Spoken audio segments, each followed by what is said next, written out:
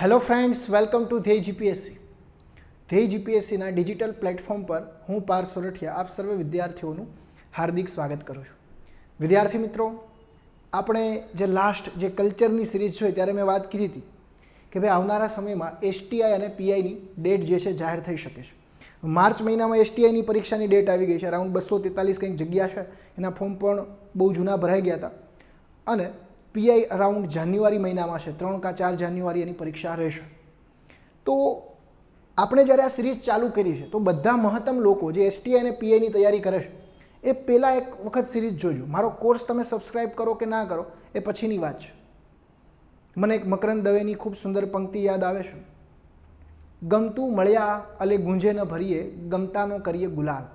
તો અમને જે ગમે છે, અમારી પાસે જે છે, જે સ્ટ્રેટેજી જે છે એ તમારી સાથે વહેંચવા આવ્યા છે. કોર્સ ખરીદો ન ખરીદો એ પછીની વાત છે, પરંતુ આ સિરીઝ એક વખત જોજો. જે ધ્યેય જીપીએસસી, જે એક આખી વિડીયોની સિરીઝ, જે એક એનાલિટિકલ સિરીઝ કે ભાઈ જીપીએસસી હકીકતમાં શું માગે, કયા પુસ્તકમાંથી વાંચવું જોઈએ, એનું આખું એનાલિસિસ તમને અહીંયા મળશે. પૃથ્વીનો ગોળો અહીંયા ફરી રહ્યો છે એટલે તમને કદાચ ખ્યાલ આવી જ ગયો હશે કે હું આજે કયા વિષય સાથે આપ સૌ સાથે અહીંયા આવ્યો છું, આપ સાથે ચર્ચા કરવા આવ્યો છું. તો એ વિષય છે ભૂગોળ, જિયોગ્રાફી. જિયો એટલે અર્થ, પૃથ્વી, અને ગ્રાફી એટલે વર્ણન કરવું. તો આખા વિષયનો હેતુ જે છે કે પૃથ્વીનું વર્ણન કરવું. તમારા સિલેબસની અંદર, તમારા અભ્યાસક્રમની અંદર તમે જોવા જાઓ, તમારો સિલેબસ તમે જોશો એટલે તમને ખ્યાલ આવશે. તમારો અભ્યાસક્રમ તમે કદાચ જોશો, તમારા અભ્યાસક્રમમાં જિયોગ્રાફીના બધા જ, એ પીઆઈ હોય, એસટીઆઈ હોય, ડીવાયએસઓ હોય, ચીફ ઓફિસર હોય, જીપીએસસી ક્લાસ 1, 2 હોય, દરેકમાં સિલેબસ સરખો છે. બધા જ ટોપિકમાં સિલેબસ સરખો છે. અને મોટાભાગે તમારે ભૂગોળને કઈ રીતે જોવું જોઈએ એ હું તમને અહીંયા સમજાવીશ. કઈ રીતે ભૂગોળની તૈયારી કરાય, કયા કયા પુસ્તકોમાંથી વંચાય, એનું આખું એનાલિસિસ તમને કદાચ આ લેક્ચરમાં મળશે. એ મેં મારી યથાશક્તિ પ્રમાણે મેં કર્યું હશે. કદાચ કોઈને ગમે ન ગમે એ તમારો પોતાનો અંગત મત હોઈ શકે, પણ મેં મારી એફર્ટ લગાવી છે અને મારી રીતે આખું એનાલિસિસ અહીંયા કરવા પ્રયાસ કર્યો છે. આપણો જે કોર્સ જે છે આવનારી 5 તારીખ એટલે કે 5 નવેમ્બરે તમે જીપીએસસી ઓનલાઈનની એપ્લિકેશનમાંથી ખરીદી શકશો. એની ફીસ શું હશે એ બધું આપણે 5 તારીખે જ રિવીલ કરીશું. ઓકે, એટલે અત્યારે એની ચિંતા નથી કરવાની. અત્યારે કદાચ તમે કોર્સ ખરીદો કે ન ખરીદો, પણ અહીંયા તમારું અત્યારે જે કોન્સન્ટ્રેશન હોય એ આ વિડીયોની અંદર હોવું જોઈએ. તો વિદ્યાર્થી મિત્રો, આજે આપણે ભૂગોળ વિષયનું 360 ડિગ્રી એનાલિસિસ કરીશું. તો અહીંયા હું શરૂઆતમાં વાત કરીશ કે ભાઈ ભૂગોળને આપણે 3 રીતે ડિવાઈડ કરી શકીએ. અહીંયા તમે જો પૃથ્વીનું વર્ણન કરવું, તો હવે તમારા ટોપિકમાં પૃથ્વીનું વર્ણન કઈ રીતે કર્યું છે? એક તો વિશ્વના ભૂગોળ તરીકે, વર્લ્ડ જિયોગ્રાફી તરીકે, વિશ્વનું ભૂગોળ. તો હું તમને અહીંયા એ કહીશ કે ભાઈ કઈ પરીક્ષામાં 2000 જીપીએસસી ક્લાસ 1, 2, 2018માં, 2019માં, એસટીઆઈ, પીઆઈ અને ડીવાયએસઓમાં વિશ્વનું ભૂગોળ કેટલા માર્ક્સનું પૂછાનું, એ આખું તમારા આઈડિયા હોવો જોઈએ. એટલે આપને ખ્યાલ આવે કે ભાઈ વર્લ્ડ જિયોગ્રાફી કેટલું કરવાનું છે, કેટલા માર્ક્સનું પૂછાય છે જીપીએસસીમાં. આ હું એના સ્થાનના આધારે ગોઠવું છું. હવે આપણે with the people of India, આપણે ભારત દેશની અંદર રહીએ છીએ, તો ભારતનું ભૂગોળ પણ આપણે ભણવું પડે. કદાચ તમને શ્રીલંકાનું ભૂગોળ નહીં ખ્યાલ હોય તો ચાલશે, પાકિસ્તાનની જિયોગ્રાફી નહીં હોય તો ખ્યાલ હોય તો ચાલશે. બેઝિકલી હા, એક ખ્યાલ હોવી જોઈએ, કારણ કે વિશ્વના ભૂગોળમાં જે પાકિસ્તાનના જે મેઇન બાબતો એ ખબર હોવી જોઈએ. પણ ભારતની ભૂગોળ ઘણી મહત્ત્વની છે, એટલે આપણે ભારતના ભૂગોળના પરિપ્રેક્ષમાં પણ અહીંયા ભણીશું ભારતનું ભૂગોળ. અને ત્યારબાદ આપણે જોઈશું ગુજરાતનું ભૂગોળ, બિકોઝ દેટ આપણે જીપીએસસીની તૈયારી કરીએ છીએ અને તમારા અભ્યાસક્રમમાં પણ ગુજરાતના સંદર્ભમાં પણ ભૂગોળ જે છે એ પૂછ્યું છે, એટલે એનો પણ આપણે અભ્યાસ કરવો પડે. તો ચાલો આપણે આપણા એનાલિસિસની શરૂઆત કરીએ. જો જિયોગ્રાફી એટલે તમારે વિતરણ કરવાનું છે, વર્ણન કરવાનું છે. જિયોગ્રાફી એટલે પૃથ્વીનું વર્ણન. વર્લ્ડ જિયોગ્રાફી હોય તો આપણે વિશ્વના સંદર્ભમાં એ વિતરણ કરવું પડે કે ભાઈ ક્યાં ક્યાં કેટલી નદીઓ છે, ક્યાં ક્યાં કેટલા પર્વતો છે, સમજાય છે, ક્યાં ક્યાં કેટલા ઉચ્ચ પ્રદેશો છે, ક્યાં ક્યાંથી કેટલા મિનરલ્સ મળે છે. તો પછી જો મિનરલ્સ અને નદીઓ, અહીંયા પણ પાછા ભૂગોળના પાઠ પડે. મિનરલ્સનો જે ઉપયોગ જે છે, મિનરલ્સ હોય, ઉદ્યોગો હોય, ક્યાં કેટલા ઉદ્યોગોનો વિકાસ થયો છે, તો એ બધું આર્થિક ભૂગોળ કહેવાય. નદીઓ, પર્વતો, આ બધાને ભૌગોલિક ભૂગોળ કહેવાય. ભૌગોલિક અને આર્થિક ભૂગોળના આધારે ત્યાંની વસ્તી પણ ડિપેન્ડ કરશે. જેમ કે કેનેડાનું ભૌગોલિક ભૂગોળ એવું છે, કેનેડા એન્ટાર્કટિકા ખંડનું ભૌગોલિક ભૂગોળ એવું છે કે ત્યાં બરફ, ત્યાં ઠંડી વધારે છે. એ શીત કટિબંધીય વિસ્તારમાં આખો વિસ્તાર આવે છે. એટલા માટે એ વિસ્તારની અંદર માનવને રહેવું, બીજું માનવને રહેવું તો ખરા, પણ સૂર્યનો પ્રકાશ પણ ત્યાં નહીં પહોંચે, એટલે ફોટોસિન્થેસિસની જે પ્રક્રિયા હશે, પ્રકાશ સંશ્લેષણની જે પ્રક્રિયા હશે, એ પણ સહેલાઈથી એ વિસ્તારની અંદર નહીં થાય. એટલા માટે એ વિસ્તારની અંદર માનવ વસ્તી જ નથી. ભલે કેનેડાની વાત કરું તો કેનેડા પણ મોટાભાગનો કેનેડાનો વિસ્તાર હિમાચ્છાદિત પ્રદેશોથી ઘેરાયેલો છે. તો એટલા માટે કેનેડાની વસ્તી એ જેટલા ભારતમાં ક્લાસ 3માં, એટલે કે ભારતમાં જે રેલવેની હમણાં પરીક્ષા ગઈ, કંઈક લોકોમોટિવ પાયલટની કંઈક ક્લાસ 4ની હતી, જેટલા ફોર્મ ભરાય છે, 3.25 કરોડ ફોર્મ ભરાણા હતા, એટલી કેનેડાની વસ્તી છે. ભારત કરતાં 3 ગણો વિસ્તાર છે, પરંતુ એનું ભૌગોલિક ભૂગોળ એ રીતે છે કે ત્યાં માનવ વસાહત છે અથવા માનવ વસ્તી છે બહુ ઓછી છે. તો એ આપણે જ્યારે એ ભૂગોળની ચર્ચા કરીશું ત્યારે વધારે ડિટેલમાં સમજાવીશું. પણ હવે આપણે આપણા એનાલિસિસની શરૂઆત કરીએ. હવે આપણે 5 પરીક્ષાઓનું જે જીપીએસસી દ્વારા જે છેલ્લા 2 વર્ષોમાં જે 5 મહત્ત્વની પરીક્ષા લીધી, 2 તો GPSC class 1-2, 1 police inspector, deputy section officer અને એસટીઆઈ એટલે કે સ્ટેટ ટેક્સ ઇન્સ્પેક્ટર. જોઈએ એનાલિસિસ. જો અહીંયા આપણે પહેલાં વાત કરીશું વિશ્વના ભૂગોળની. અહીંયા જે આપણે વાત કરશું વિશ્વના ભૂગોળની, વર્લ્ડ જિયોગ્રાફીની, વિશ્વનું ભૂગોળ, વર્લ્ડ જિયોગ્રાફી. તો હું 5 એક્ઝામનું અહીંયા તમને એનાલિસિસ કરાવીશ કે ભાઈ 2018માં, એટલે કે 2018ની જે પરીક્ષા હતી, ઓક્ટોબર મહિનામાં જે જીપીએસસી 2018માં પરીક્ષા લીધી હતી, એમાં કેટલા પ્રશ્ન હતા, 2019માં કેટલા પ્રશ્ન હતા. અને મેં જીપીએસસીની એક પેટર્ન તમને કહી દીધી કે જીપીએસસી ક્લાસ 1-2 હોય, કે જો ક્લાસ 1-2 હોય ને તો એમાં ટોટલ 400 માર્ક્સના ક્વેશ્ચન હોય, GS2 અને GS3 થઈ. પીઆઈ હોય ને પીઆઈ, તો પીઆઈની અંદર 300 માર્ક્સનું પેપર હોય. એસટીઆઈ હોય ને તો એની અંદર 200 માર્ક્સનું પેપર હોય. ડીવાયએસઓ હોય ને તો એની અંદર 200 માર્ક્સનું પેપર હોય. અને જીપીએસસીની એક ખાસિયત એ છે કે બધામાંથી, જેમ કે ટોટલ જીપીએસસીની પ્રાથમિક પરીક્ષામાં 8 વિષય હોય. જીપીએસસી દ્વારા જે કોઈ પણ પરીક્ષા લેવાય એમાં જે પ્રિલિમિનરી એક્ઝામ હોય છે ને, એસટીઆઈ હોય, પીઆઈ હોય, ડીવાયએસઓ હોય, ચીફ ઓફિસર હોય, આ બધી જ પરીક્ષાઓમાં 8 વિષય હશે. ઇતિહાસ, સાંસ્કૃતિક વારસો, બંધારણ અને મેથ્સ અને રિઝનિંગ. ત્યારબાદ ભૂગોળ, વિજ્ઞાન ટેકનોલોજી, ઇકોનોમિક્સ અને કરંટ અફેર એટલે કે સાંપ્રત પ્રવાહ. આમ જોવા જાઓ તો 7 વિષય જ થયા, પણ કરંટ એક આપણે એડ વિષય કરીએ તો ટોટલ 8 વિષય થાય. આ 8 વિષય સિવાય બીજા એક પણ વિષય તમારે પ્રાથમિક પરીક્ષામાં કરવાના નથી, કાયદો હોય કે બીજા અલગ અલગ વિષય. આ 8 વિષય તમારા વ્યવસ્થિત હોય તો તમે પીટી આરામથી પાસ કરી નાખશો. અને હું તમને ગેરંટી સાથે કહું છું કે ધ્યેય જીપીએસસીનું કન્ટેન્ટ તમે એક વખત ફોલો કરશો એટલે તમારી પીટી, તમારું ડેડિકેશન હોવું પડે. માત્ર અમારું તો ગાઈડન્સ હોય, અમે તો તમને ગાઈડ કરીએ, પણ તમારે રસ્તે તો તમારે જ ચાલવાનું હોય. એટલે તમારામાં જો મહેનત કરવાની ત્રેવડ હોય તો આ અમારી સાથે જોડાજો. આ ચોખ્ખા શબ્દમાં તમને કહું છું. ઓકે, તો વિશ્વના ભૂગોળની આપણે વાત કરીએ તો જીપીએસસીએ 2018ની અંદર 16 માર્ક્સના ક્વેશ્ચન પૂછેલા. હવે આમાં જો નદીઓ આવી જાય, પર્વતો આવી જાય, ફિઝિકલ જિયોગ્રાફી પણ બધી આવી જાય, સમજાય છે. આર્થિક ભૂગોળનો કોઈ ક્વેશ્ચન પૂછો, જેમ કે તમને પ્રશ્ન પૂછ્યો હોય કે ભાઈ ડાઉન્સ નામના જે ઘાસના મેદાનો જે છે એ નીચે પૈકી કયા દેશમાં છે? ઓપ્શન હોય ઓસ્ટ્રેલિયા, સાઉથ આફ્રિકા, ઉત્તર અમેરિકા એટલે કે સપોઝ દેટ અમેરિકા, સંયુક્ત રાજ્ય અમેરિકા કે કેનેડા. તો તમને એ ખ્યાલ હોવો જોઈએ કે ભાઈ ડાઉન્સ જે છે એ ટેમ્પરેટ ગ્રાસલેન્ડ છે, એટલે કે સમશીતોષ્ણ કટિબંધીય ઘાસના મેદાન છે. જે ઓસ્ટ્રેલિયા, આજે આપણો દેશ જે છે ઓસ્ટ્રેલિયા, કે જ્યાંથી મકર વૃત્ત પસાર થાય છે, મકર વૃત્ત, તો અહીંયા ક્યાંક મ્યુરે ડાર્લિંગ રિવર પાસે આ ઘાસના મેદાનો છે. હવે મકર વૃત્તથી નીચે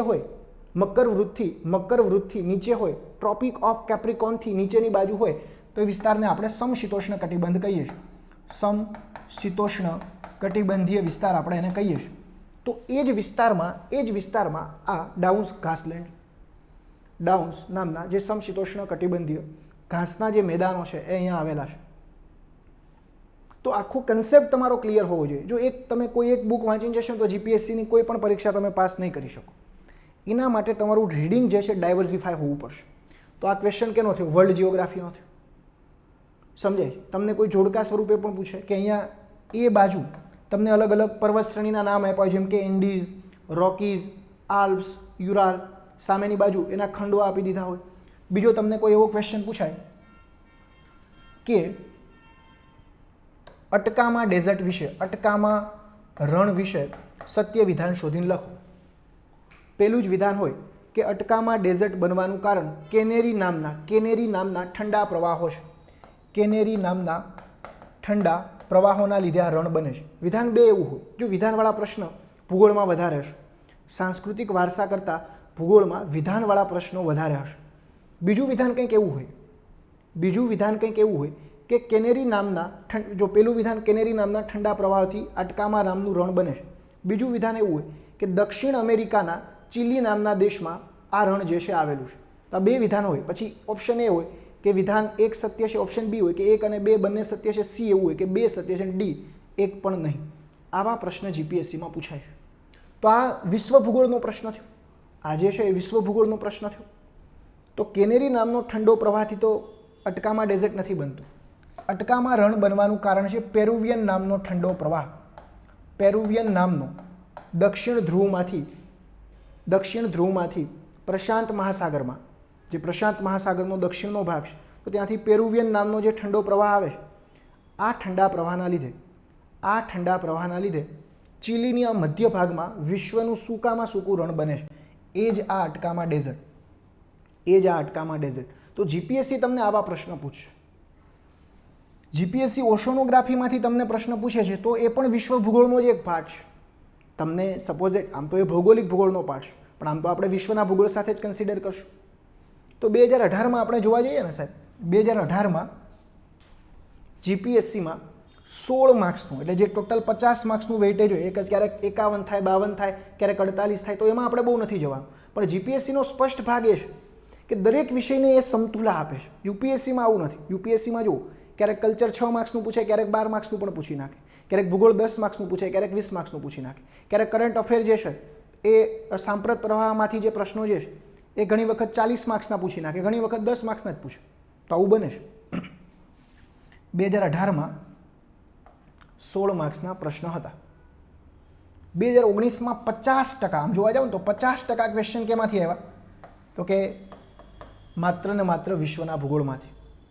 પીઆઈમાં અરાઉન્ડ 36-37 માર્ક્સનું ભૂગોળ હતું, 36 માર્ક્સનું, તો 10 માર્ક્સનું તો વિશ્વનું ભૂગોળ હતું. એસટીઆઈમાં તમે જોવા જાવ તો એસટીઆઈમાં 25માંથી, જો પીઆઈમાં કેટલા માર્ક્સ હોય? 37 માર્ક્સ હોય, કારણ કે 300 માર્ક્સની એક્ઝામ હોય તો ભૂગોળ કેટલા માર્ક્સનું પૂછાય? 37 માર્ક્સનું. અહીંયા 400 માર્ક્સની એક્ઝામ હોય એટલે 50 માર્ક્સનું ભૂગોળ આવે. અને અહીંયા 2 પેપર આવે, GS1 આવે, GS2 આવે, બંને 200 ના આવે. સમજાય? એટલે અહીંયા 200 માર્ક્સનું પહેલું પેપર આવે ને એમાં 4 વિષયનો ક્વેશ્ચન આવે, બીજા પેપરમાં પણ 4 વિષયના ક્વેશ્ચન આવે. અહીંયા એસટીઆઈમાં 200 માર્ક્સનું પેપર આવે ને તો ટોટલ 8 વિષય આવે. કેટલા વિષય આવે? 8. મેં જે નામ બોલ્યા. અને દરેક વિષય લાઇનમાં જ આવે 25-25 માર્ક્સના. આમાં કોઈ ચેન્જીસ નથી હોતો. એટલે તમે કદાચ મેથ્સ તમારું નબળું હોય ને તો તમે સ્કીપ કરી શકો, સ્કીપ ના કરાય, પણ બહુ જ નબળું હોય તો પછી શું કરવા? તમને હજી થોડું ઘણું મેથ્સ ના આવડતું હોય તો પછી સ્કીપ કરવું પડે. એમાં પછી તમે તમારો મેક્સિમમ એફર્ટ ના, હા એમાં રિઝનિંગ ને ઘડિયાળ ને એવું બધું કરી શકો. સમજાય? તો અહીંયા તમે જુઓ તો કે 37માંથી 10 માર્ક્સનું અહીંયા પીએમાં ભૂગોળ પૂછાય છે, વિશ્વનું ભૂગોળ. એસટીઆઈમાં 25માંથી 6 માર્ક્સનું, અને ડીવાયએસઓમાં તો માત્ર ને માત્ર 3 માર્ક્સનું જ પૂછાય છે. એટલે એનો મતલબ એવો નથી કે તમારે ભૂગોળને સ્કીપ કરી દેવા. ભવિષ્યમાં કોઈ નવી હમણાં 243 જગ્યા જે આવવાની છે, માર્ચ મહિનામાં જે એસટીઆઈની પરીક્ષા, સ્ટેટ ટેક્સ ઇન્સ્પેક્ટરની પરીક્ષા માર્ચ 2021માં જે લેવાવાની છે, જે આયોજિત થવાની છે, તો એમાં કદાચ એવું પણ બને કે આ 3ની જગ્યાએ અહીંયા 6 માર્ક્સનું પૂછાણું હવે કદાચ 10 માર્ક્સનું પણ પૂછી નાખે. એટલે તમે વિશ્વના ભૂગોળને સ્કીપ ન કરી શકો. અને તમે જ્યારે ભૂગોળ કરો છો, અને ભૂગોળ તો મેં બહુ બધી વખત ભણાવેલું છે, જે મારા સ્ટુડન્ટો જે ઓફલાઈનમાં મારી પાસે રાજકોટ કે બીજા અલગ અલગ શહેરોમાં ભૂગોળ ભણ્યા છે અને ખ્યાલ છે કે હું કઈ રીતે ભૂગોળ ભણાવું છું. ઓકે, મારા વખાણ નથી કરવા, કારણ કે વધારે પડતા વખાણ કરીએ અને શબ્દ સમૂહમાં, ગુજરાતી ભાષામાં શબ્દ સમૂહમાં આત્મશ્લાઘા કહેવાય છે, મારે નથી કરવું. કે પોતાના જાતે વખાણ ન કરવાના હોય. ઓકે, પણ તમે મને ઓળખો છો સારી રીતે. ઓકે, હવે આપણે જોઈએ તો અહીંયા એક ગ્રાફ આપને એવો મળે છે કે અહીંયા જુઓ વિશ્વનું ભૂગોળ વધ્યું છે, એટલે વિશ્વના ભૂગોળને સ્કીપ ન કરી શકાય. અહીંયા 50%, અહીંયા જુઓ તો 30% હતું, હવે ડાયરેક્ટ 50% પૂછાઈ ગયું. ડીવાયએસઓમાં પાછું ઘટ્યું છે. પણ એવું કહી શકાય કે ભાઈ વિશ્વના ભૂગોળમાંથી પ્રશ્ન આવે છે. અને તમે જ્યારે વિશ્વનું ભૂગોળ કરો છો, હવે ક્યાંથી કરવું વિશ્વનું ભૂગોળ એ પણ હું તમને સમજાવીશ. વિશ્વનું ભૂગોળ હોય કે ભૌતિક ભૂગોળ, પણ તમે જ્યારે વિશ્વનું ભૂગોળ કરો છો ત્યારે તમારે કોરા મેપ લઈ લેવાના તમારી પાસે મેપ હોવા જોઈએ. અને મેં મારા કોર્સની અંદર ભૂગોળનો આખો સિલેબસ કમ્પ્લીટ કરાવી દીધો છે. ધ્યેય જીપીએસસીમાં આખો ભૂગોળનો સિલેબસ કમ્પ્લીટ થઈ ગયો છે. અને હું તમને ગેરંટી મારીને કહી શકું કે એસટીઆઈમાં તમારું 25 માર્ક્સનું ભૂગોળ પૂછાય ને તો 20 પ્રશ્નો એમાંથી બેઠે બેઠા હશે. એ ગેરંટી સાથે કહું છું. એટલું દિલથી ભણાવ્યું છે ને એટલું કન્ટેન્ટ સાથે ભણાવ્યું છે. બિકોઝ દેટ મેં આ બધી એક્ઝામો પાસ કરેલી છે. એ હું એમનું નથી આવી ગયો, મેં બધી એક્ઝામ પાસ કરેલી છે. ઓકે, તો અહીંયા આપણે જોઈએ કે મેપ તમારે સાથે રાખવા પડશે. તમે એટલાસનો નકશો રાખો, તમે કોઈ બી એટલાસ રાખો, ઓક્સફર્ડનો પણ એટલાસ રાખી શકો, નવનીતનો પણ એટલાસ રાખો, કોઈ બી એટલાસ રાખો. હવે અહીંયા જો એક મીમ મેં બનાવ્યું છે. અત્યારે એમેઝોન પ્રાઇમ ઉપર આપણે સૌ જાણીએ છીએ કે મિર્ઝાપુરની સિરીઝ ચાલે છે, તો મારે પણ કરંટમાં તમારી સાથે મીમ પણ એ જ બનાવવા પડે. તો અહીંયા મુન્નાભાઈ કહે છે ઓકે આ છોકરાને कि हमारी तरह पढ़ाई करो, हमारी तरह पढ़ाई करो और IAS बायस बनो. ये का लगा रखा है, इलेक्शन में खड़ा होना है का, बंद करो ये सब ड्रामा, पढ़ाई करो और IAS बायस बनो. समझ में आ रहा है आप लोगों को भी मैं कह रहा हूँ कि पढ़ाई कीजिए और ये जॉब लीजिए, क्योंकि आपको अपना कर्तव्य कर्म करना पड़ेगा. ये गीता के अंदर भी लिखा है, अगर आप कर्म नहीं करेंगे तो फल कहाँ से मिलेगा. कर्म किए बिना किसी को फल नहीं मिलता, इस बात को आप समझिएगा. और कर्म करना आपका कर्तव्य है, फल का अधिकार मत रखिए. आपका काम मात्र और मात्र कर्म करने का है, दूसरी चीज़ आप गॉड पर छोड़ दीजिएगा. तो मुन्ना जी जो है ये समझ में आ रहा है उसकी भाषा में. तो અહીંયા આપણે એક જોયું કે ભાઈ વિશ્વના ભૂગોળને આપણે સ્કીપ નહીં કરી શકીએ. સમજાય? ગ્રાફ એવો છે કે આમાંથી ક્વેશ્ચન્સ આવે છે. તમે આ મેં બહુ સારી રીતે એનાલિસિસ અલગ અલગ પેપર જોઈને એનાલિસિસ કરેલું છે. ઓકે, એટલે મને એવું મળ્યું છે કે ભાઈ 2018માં એટલા ક્વેશ્ચન હતા, 2019માં એટલા હતા, એટલે વિશ્વના ભૂગોળને સ્કીપ કરાય નહીં. મને એટલી ખબર પડે કે વિશ્વના ભૂગોળને જે જીપીએસસીની તૈયારી કરતા સ્ટુડન્ટ હોય એ ક્યાંથી વાંચવું એ પછી હું આગળ કહીશ. હવે આપણે જોઈએ ભારતનું ભૂગોળ. ઓકે, જો ભારતના ભૂગોળમાં કેટલો ચેન્જીસ આવ્યો. 2018માં જે જીપીએસસીમાં જે 50 માર્ક્સના જે ક્વેશ્ચન હતા એમાંથી 31 પ્રશ્ન ભારતના ભૂગોળમાંથી હતા. એ ભારતનું ભૌગોલિક ભૂગોળ હોય, આર્થિક હોય કે માનવ ભૂગોળ હોય, એ બધામાંથી. અને મોટાભાગે નદી તંત્રમાંથી બહુ પ્રશ્ન પૂછાય છે. ભૂગોળમાં મેં આખું મેં લીધેલું છે. એ અહીંયા હું તમને એનાલિસિસ નથી કરાવવાનો, પણ એ તમારે સમજી લેવાનું કે ભાઈ ભારત હોય તો ભારતમાં પર્વત શ્રેણીમાંથી કેટલા હોય, આબોહવામાંથી, તો એ બધું ભૌગોલિક ભૂગોળમાં આવે. ભૌગોલિક ભૂગોળ એટલે કે જેમાં નેચરલ ફેક્ટર સંકળાયેલું હોય, કુદરતી જે છે એમાં કોઈ આર્થિક ઉપાર્જનનો કોઈ ઉદ્દેશ ના હોય. નદી હોય, પર્વતો હોય તો એનું વિતરણ કરવું પડે. પશ્ચિમ ઘાટ, પૂર્વ ઘાટને તમારે સમજવી પડે, હિમાલયને તમારે સમજવું પડે. ભારતની અંદર વરસાદ કઈ રીતે આવે છે, અલ નીનો શું છે, લા નીનો શું છે, જે સ્ટ્રીમ શું છે, ITCZ શું છે, તો આ બધા સમજવાના ટોપિક છે જે આપણે ભારતની આબોહવામાં મેં આખું એ કન્સેપ્ટ ક્લિયર કરાવ્યા છે. ભારતની નદી, જે લોકો મારી પાસે નદી તંત્ર ભણાયા છે એને ખ્યાલ છે કે હું અહીંયા આખા બોર્ડમાં એક નદી ભણાવું છું વિથઆઉટ કોઈ એમાં PPT ના હોય. ગંગા નદી ચાલુ થાય કે ભાઈ ગૌમુખ ગંગોત્રી, ઉત્તરાખંડમાં જે ગંગોત્રી ગ્લેશિયર છે એમાં ગૌમુખ પાસે એનું ઉદ્ગમ સ્થાન છે, તો છેક હું એને બંગાળાની ખાડી સુધી લઈ જાઉં. એની સહાયક નદીઓ હોય તો એ બધી સહાયક નદીઓ ભણાવું.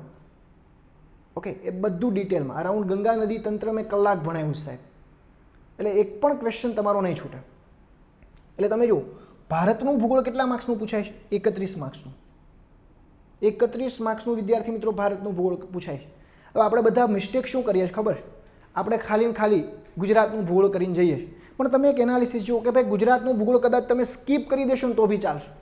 હું સ્કીપ કરવાનું કહેતો નથી, પણ તમારી પાસે સમય નથી તો તમે ગુજરાતનું ભૂગોળ સ્કીપ પણ કરી શકો છો.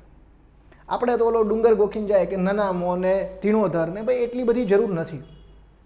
ગુજરાતના ભૂગોળમાં તમે જે કરો છો ભાઈ, એક તમે નદી યાદ રાખી શેત્રુંજી નદી, તો શેત્રુંજી નદી કયા કયા જિલ્લામાંથી પસાર થાય છે એની એક બે સહાયક નદી યાદ રાખી લો, ઇનફ છે.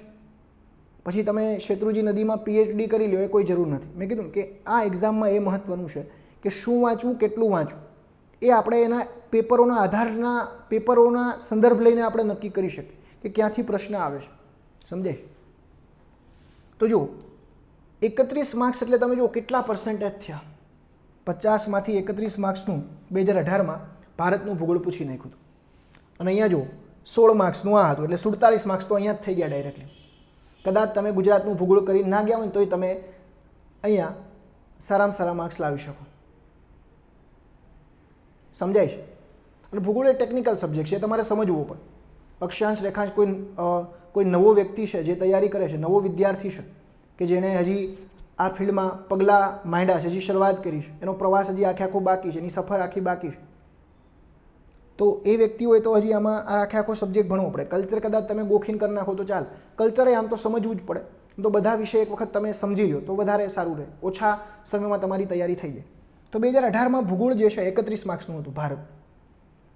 2019માં વિશ્વનું ભૂગોળ વધારે પૂછાણું. 2020માં કદાચ આવે છે એક્ઝામ, 2021માં આવે જીપીએસસી, તો એમાં કદાચ એવું બને કે વિશ્વનું ભૂગોળ ફરીથી વધારે પૂછી નાખે અથવા ભારતનું વધારે પૂછે. પણ ભારત અને વિશ્વનું તો તમારે કરવું જ પડશે. ઓકે, ભારત અને વિશ્વનું તો તમારે કરવું જ પડશે. એટલે 2018માં કેટલા પ્રશ્નો હતા? તો કે 31. 2019માં કેટલા આવ્યા? તો કે 20 આવ્યા. 50માંથી 20, કારણ કે ત્યારે વિશ્વનું ભૂગોળ વધારે પૂછી નાખ્યું. પીઆઈમાં તમે જુઓ સાહેબ, પીઆઈમાં વિશ્વનું ભૂગોળ કેટલું હતું? 10 માર્ક્સનું. પણ અહીંયા તમે જુઓ 24 માર્ક્સનું ભૂગોળ, 24 માર્ક ભારતના ભૂગોળમાંથી પૂછાયા છે. એ આર્થિક ભૂગોળ હોય કે કોઈ પણ ભૂગોળ હોય, પણ 24 માર્ક્સનું 24 માર્ક્સનું ભૂગોળ જે છે એ ભારતનું ભૂગોળ પૂછાનું છે. એસટીઆઈમાં 18 માર્ક્સનું સાહેબ, 25માંથી 18. એટલે એસટીઆઈમાં તમે જુઓ ને તો 25માંથી 18 માર્ક્સનું આ હતું અને 6 માર્ક્સનું આ, એટલે 1 જ માર્ક્સનું ખાલી ગુજરાતનું ભૂગોળ હતું. એટલે મેં એ જ કીધું ને કે તમે કદાચ ગુજરાતનું ભૂગોળ સ્કીપ કરશો તો પણ ચાલશે. મંજુલાબેન દવેની બુક સમય હોય તો વાંચવાનું, બાકી કોઈ એટલી બધી જરૂરી નથી. મેન્સમાં કદાચ પૂછાય છે, પણ પ્રાથમિક પરીક્ષામાં તમારું ફોકસ પહેલાં વર્લ્ડ જિયોગ્રાફી અને ઇન્ડિયન જિયોગ્રાફીમાં હોવું જોઈએ. ઇન્ડિયન જિયોગ્રાફીમાં. ઓકે, હવે ડીવાયએસઓમાં આખો અહીંયા ચેન્જ થયું. જો વિશ્વના ભૂગોળમાં કેટલા ક્વેશ્ચન? 3 હતા, જે ડિસેમ્બર 2019માં ડીવાયએસઓની પરીક્ષા હતી. 16 પ્રશ્ન કેના હતા? તો કે 16 પ્રશ્ન હતા ભારતના ભૂગોળમાંથી. એટલે જો ગુજરાતના ભૂગોળના અહીંયા જો ક્વેશ્ચન આવ્યા, 6 પ્રશ્ન આવ્યા. અત્યાર સુધીમાં સૌથી વધારે કોઈ ગુજરાતના ભૂગોળના કોઈ પ્રશ્ન કોઈ જગ્યાએ પૂછાણા હોય તો એ ડીવાયએસઓ છે. બાકી એસટીઆઈમાં તમે જુઓ 25માંથી માત્ર ને માત્ર 1 ક્વેશ્ચન. પીઆઈમાં જુઓ તો 36 માર્ક્સનું કંઈક ભૂગોળ હતું, તો માત્ર ને માત્ર 1 પ્રશ્ન પીઆઈમાં પોલીસ ઇન્સ્પેક્ટરની પરીક્ષામાં ગુજરાતના ભૂગોળમાંથી આવ્યો છે. જીપીએસસી ક્લાસ 1-2માં જે 50-51 માર્ક્સનું જે ભૂગોળ પૂછાણું, તો માત્ર ને માત્ર 3 પ્રશ્ન જ ગુજરાતના ભૂગોળમાંથી આવ્યા છે. ઓકે, માત્ર ને માત્ર 3 પ્રશ્ન. તો અહીંયા આપણે એક મીમ જોઈ લઈએ એટલે તમને જ્ઞાન સાથે થોડીક ગમ્મત મળી જાય. ઓકે, તો અહીંયા જેઠાભાઈ એક પરીક્ષા આપવા ગયા હતા, તો દયાજી પૂછે છે, અરે ટપ્પુ કે પાપા મેં આ રહી હું. ઓકે, તો જેઠાજી કહેશે કે ભાઈ નથી આવું, હવે રહેવા દો, મારું પેપર ખરાબ ગયું છે. આને પાર્ટી જોતી હતી, કારણ કે જેઠાજી માત્ર ને માત્ર ગુજરાતનું ભૂગોળ જ વાંચીને ગયા હતા. જેઠાજી જે છે એ માત્ર ને માત્ર ગુજરાતનું ભૂગોળ જ વાંચીને ગયા હતા, અને એ જીપીએસસીની તૈયારી કરે છે. ઓકે, તો પૂછાય કેનું ગયું અહીંયા? ભૂગોળ કેનું પૂછાનું વધારે? ભારતનું ભૂગોળ. એટલે જેઠાજીના એક્સપ્રેશન જોવો તમે, મૂંઝાઈ ગયા છે. દયાએ કીધું હતું કે ભાઈ ભારતનું ભૂગોળ કરવું પડશે તમારે જીપીએસસી પાસ કરવી હોય તો, કારણ કે દયા વાકેફ હતી. પણ જેઠાજી તો કચ્છમાં છે, દયાજી અમદાવાદના છે, એટલે દયાજીને ખબર હતી. જેઠાજી થોડાક બહાર રહેતા હતા, એટલે એને પરીક્ષાથી વાકેફ નહોતા કે એમાંથી કેટલું પૂછાય. એ તો ગુજરાતી એટલે માત્ર ને માત્ર ગુજરાતનું ભૂગોળ કરીને ગયા. તો પછી પસ્તાવાનો વારો આવે. આવા એક્સપ્રેશન તમારે બનાવવો પડે. કોઈ તમારો ફ્રેન્ડ ફોન કરે અથવા કોઈ તમારી પ્રિયસી તમને ફોન કરે કે કેવું પેપર રહ્યું, તો તમારે કેવું પડે કે ભાઈ ભારતનું વધારે પૂછાઈ ગયું, મન નથી આવ્યું. તો ભારતના ભૂગોળને તમે સ્કીપ નહીં કરી શકો. ઇન્ડિયન જિયોગ્રાફીમાં જે પ્રશ્ન આવે છે એ આબોહવા હોય. આખો મેં આ બધા ટોપિક કરાવ્યા છો સાહેબ. આબોહવાથી મેં શરૂઆત કરી છે. આમ તો મેં રાજનૈતિક ભૂગોળથી, ભારતના રાજનૈતિક ભૂગોળથી શરૂઆત કરી છે કે એની બાઉન્ડ્રીને એ બધું પહેલાં સમજવું પડે. પોલિટિકલ જિયોગ્રાફી, ત્યારબાદ આબોહવા સમજવી પડે, ત્યારબાદ પર્વત શ્રેણી, ત્યારબાદ ઉચ્ચ પ્રદેશો, મેદાનો, નદીઓ, જંગલો, આ બધા જે ભૂગોળના પાઠ છે ને, મેદાનો, જમીનો, આ બધાને ભૌગોલિક ભૂગોળ કહેવાય. હવે એનો ઉપયોગ કરી અને તમે કંઈક રૂપિયા કમાવો છો, જેમ કે જમીનનો ઉપયોગ કરી, જમીનમાં હું બીજ વાવું છું અને મારો ઉદ્દેશ્ય છે કે એમાંથી મારે રૂપિયા કમાવા છે, તો એ પાછું તમારું આર્થિક ભૂગોળ થઈ ગયું. એને કહેવાય ઇકોનોમિક ભૂગોળ, કે તમે ભૌગોલિક ભૂગોળનો ઉપયોગ કરી, તમે નદીના પાણીનો ઉપયોગ કરી અને તમારા જમીનમાં તમે નહેર બનાવો છો અને એ પાણીને તમારા ખેતરમાં લાવો છો અને એમાં કોઈ બીજ વાવો છો, શેરડી વાવો છો, અને એ શેરડીમાંથી, એ શેરડી જે છે ને આપણે કૃષિ કહીશું તો ઇન્ડિયન એગ્રીકલ્ચર પણ આપણે સમજવું પડે. અને એ એગ્રીકલ્ચરમાંથી, એગ્રીકલ્ચર એટલે પ્રાથમિક ક્ષેત્ર, હવે એમાંથી એવું પણ થાય કે એમાંથી અલગ અલગ જે તમે શેરડી ઉગાડી, હવે એ શેરડી તમે કોઈ બજારમાં વેચો છો, ફેર એન્ડ રેમ્યુનેટિવ પ્રાઇસથી, કારણ કે શેરડીમાં એમએસપી નથી, શેરડીમાં એફઆરપી છે, ફેર એન્ડ રેમ્યુનરેટિવ પ્રાઇસ. અને એ તમે કોઈ ઉદ્યોગમાં દેવા જાઓ છો તો ઉદ્યોગ થશે. હવે એ એક જગ્યાએથી બીજી જગ્યાએ તમે લઈ જતો હશો તો એ પણ ઇકોનોમિક જીઓગ્રાફીમાં જ આવે, એ પણ ઇકોનોમિક જીઓગ્રાફીમાં જ આવે, સમજાય છે? એ પણ ઇકોનોમિક જીઓગ્રાફીમાં જ આવે. એક જગ્યાએથી બીજી જગ્યાએ તમે શેરડી લઈ જશો તેમાં એના માટે શું જોઈએ? તમારે પરિવહન કરાવવું પડે. શું કરવું પડે? પરિવહન. બીજું, તમે જે બાઇકથી લઈ જાઓ છો અથવા ટ્રકથી લઈ જાઓ છો તો ટ્રક એ ઓટોમોબાઈલ ઉદ્યોગનો એક ભાગ છે, તો તમારે ઉદ્યોગ પણ ભણવા પડશે. એટલે કૃષિ, ખનિજો, ઉદ્યોગો, પરિવહન, આ બધા જે ક્ષેત્રો જે છે આ બધા મેં ભણાવેલા છે મારા કોર્સની અંદર. એ બધું કેમાં આવશે સાહેબ? તો એ બધું આવશે આર્થિક ભૂગોળમાં. એટલે ભારતમાં તમારે એ પણ સમજવું પડશે, સમજાય છે? અને એ જ આધારે તમે જુઓ, ભૌગોલિક ભૂગોળના આધારે માનવ ભૂગોળ ક્રિએટ થાય. જેમ કે જ્યાં વધારે મેદાનો હોય, ત્યાં વસ્તી વધારે હોય, રણ હોય ત્યાં વસ્તી ના હોય, ઊંચા પર્વતો હોય ત્યાં વસ્તી ઓછી હોય. તો ગુજરાતમાં સૌથી મોટી અથવા સૌથી લાંબી નદી ઉત્તર પ્રદેશ અને બિહારમાંથી પસાર થાય છે. બિહાર આખો મેદાની પ્રદેશ. બિહાર એ વિહારનું અપભ્રંશ, કારણ કે મગધના આસપાસના વિસ્તારમાં બૌદ્ધ ધર્મ ખૂબ જ ફેલાણો હતો એ જે તે સમય, એટલે બહુ જ બધા વિહારો ત્યાં હતા. તો વિહારનું અપભ્રંશ થઈને બને છે બિહાર. અને બિહારી ભાષામાં વને બ બોલાય, એ આપ સૌ જાણો છો. ઓકે, કે બબુઆ કેસા હો, कैसन चल रहा है, बहुत बढ़िया है ना. ઓકે, તો એટલા લીધે તમે જો બિહારની વસ્તી ગીતતા વધારે છે, 1106 જેટલી વસ્તી ગીતતા બિહારની છે. એનું કારણ એ છે તો તમારે વસ્તી ગીચતા અને જે આખું માનવ ભૂગોળ કહેવાય એને એ આધાર રાખે છે ભૌગોલિક ભૂગોળ અને આર્થિક ભૂગોળ ઉપર. તમે જો બિહાર અને ઉત્તર પ્રદેશમાં વસ્તી વધારે, કારણ કે એ મેદાની વિસ્તાર છે. ભારતની સૌથી ઓછી વસ્તી ગીતતા અરુણાચલ પ્રદેશમાં છે. અરુણાચલ પ્રદેશ એપી. શું કામ? કારણ કે એ પહાડી વિસ્તાર છે. અરુણાચલ પ્રદેશની વસ્તી ગીચતા એટલે 1 ચોરસ કિલોમીટર એરિયાની અંદર, 1 ચોરસ કિલોમીટર વિસ્તારમાં કેટલા લોકો રહેશે, કેટલી જનસંખ્યા છે, એને એની વસ્તી ગીચતા કહેવાય. તો સૌથી ઓછી અરુણાચલ પ્રદેશમાં શું કામ છે? કારણ કે આખો અરુણાચલ પ્રદેશનો વિસ્તાર પર્વતોથી ઘેરાયેલો છે.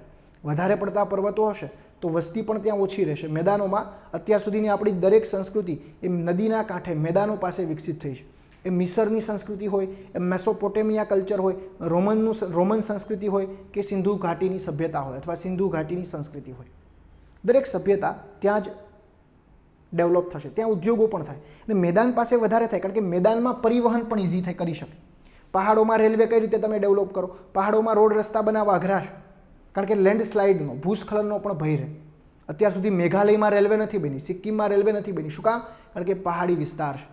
ભારતમાં સૌથી ઓછી વસ્તી સિક્કિમમાં છે, ગોવા કરતાં પણ મોટો વિસ્તાર છે, પણ સિક્કિમની વસ્તી ઓછી છે કારણ કે એ વિસ્તારની અંદર શું છે તો કે પહાડીઓ છે. આઈડિયા આવે છે? તો આ આખા ભૂગોળને માનવ ભૂગોળ કહેવાય. આપણે એ રીતે પણ ડિવાઈડ કરશું. રાજનૈતિક ભૂગોળ એટલે શું? એના પણ પ્રશ્ન પૂછે છે કે નીચે પૈકી કયું રાજ્ય એવું છે કે જેને બીજા વધારે રાજ્યો ધરાવતા, સરહદ ધરાવતા રાજ્યો છે, એવો પ્રશ્ન પૂછી નાખે. અને આ ક્વેશ્ચન 2018ની જીપીએસસીમાં પૂછાઈ પણ ગયો છે. તમને સમુદ્ર ધુનીનો કોઈ ક્વેશ્ચન પૂછે, તમને ગોઠવવાનું કે ભાઈ ભારતનું કયું રાજ્ય છે કે જે સૌથી વધારે આંતરરાષ્ટ્રીય સરહદ ધરાવે છે ને ક્રમમાં ગોઠવું. ભારત કયા દેશ સાથે સૌથી વધારે લેન્ડ બાઉન્ડ્રી, જમીની સરહદ ધરાવે છે એને ચડતા અથવા ઉતરતા ક્રમમાં ગોઠવું. તો આ પ્રકારના ભૂગોળને કહેવાય પોલિટિકલ જીઓગ્રાફી. તો ભૂગોળના પણ અલગ અલગ પ્રશ્ન પૂછાય છે. એ મેં આખું ટોપિક વાઇઝ ભણાવ્યું છે, એટલે કોઈ ચિંતા નથી કરવાની. તમારે માત્ર ચિંતન જ કરવાનું છે, તમારે મનન કરવાનું છે અને તમારે વાંચન કરવાનું છે એક ઉદ્દેશ સાથે કે ભાઈ મારે પરીક્ષા પાસ કરવી છે. અદમ્ય ઈચ્છા શક્તિ, ધૈર્ય અને જનૂન તમને આ પરીક્ષામાં પાસ કરાવશે સાહેબ. કદમ છે અસ્થિર જેના, ત્યારે રસ્તો પણ જડતો નથી, પણ અડગ મનના માનવીને હિમાલય પણ નડતો નથી. તમને હિમાલય પણ નહીં નડે, જેમ થોમસ આલ્વા એડિશનને નથી નડ્યું, જેમ જેકે રોલિંગને નથી નડ્યું. ઓકે, તો તમને પણ નહીં નડે. તો ભારતનું ભૂગોળ જે છે એ બહુ મહત્વનું છે. એ આપણે અહીંયા દયા ભાભી અને જે જેઠાલાલનો જે સંવાદ હતો એમાં પણ આપણે જોયું કે ભાઈ ભારતના ભૂગોળને સ્કીપ કરી શકાય નહીં, જે રીતે વિશ્વના ભૂગોળને પણ સ્કીપ કરી શકાય નહીં. હવે ગુજરાતનું ભૂગોળ, મુન્નાભાઈ કો આઈએસ બાઈએસ બનના था, लेकिन મુન્નાભાઈને શું થયું કે ભાઈ એમાં યુપીએસસીમાં પાસ નહોતા થતા. તો જો આ પંકજ ત્રિપાઠી છે, કાલીન ભૈયા એને જીપીએસસી આપવા ગુજરાતમાં મોકલા.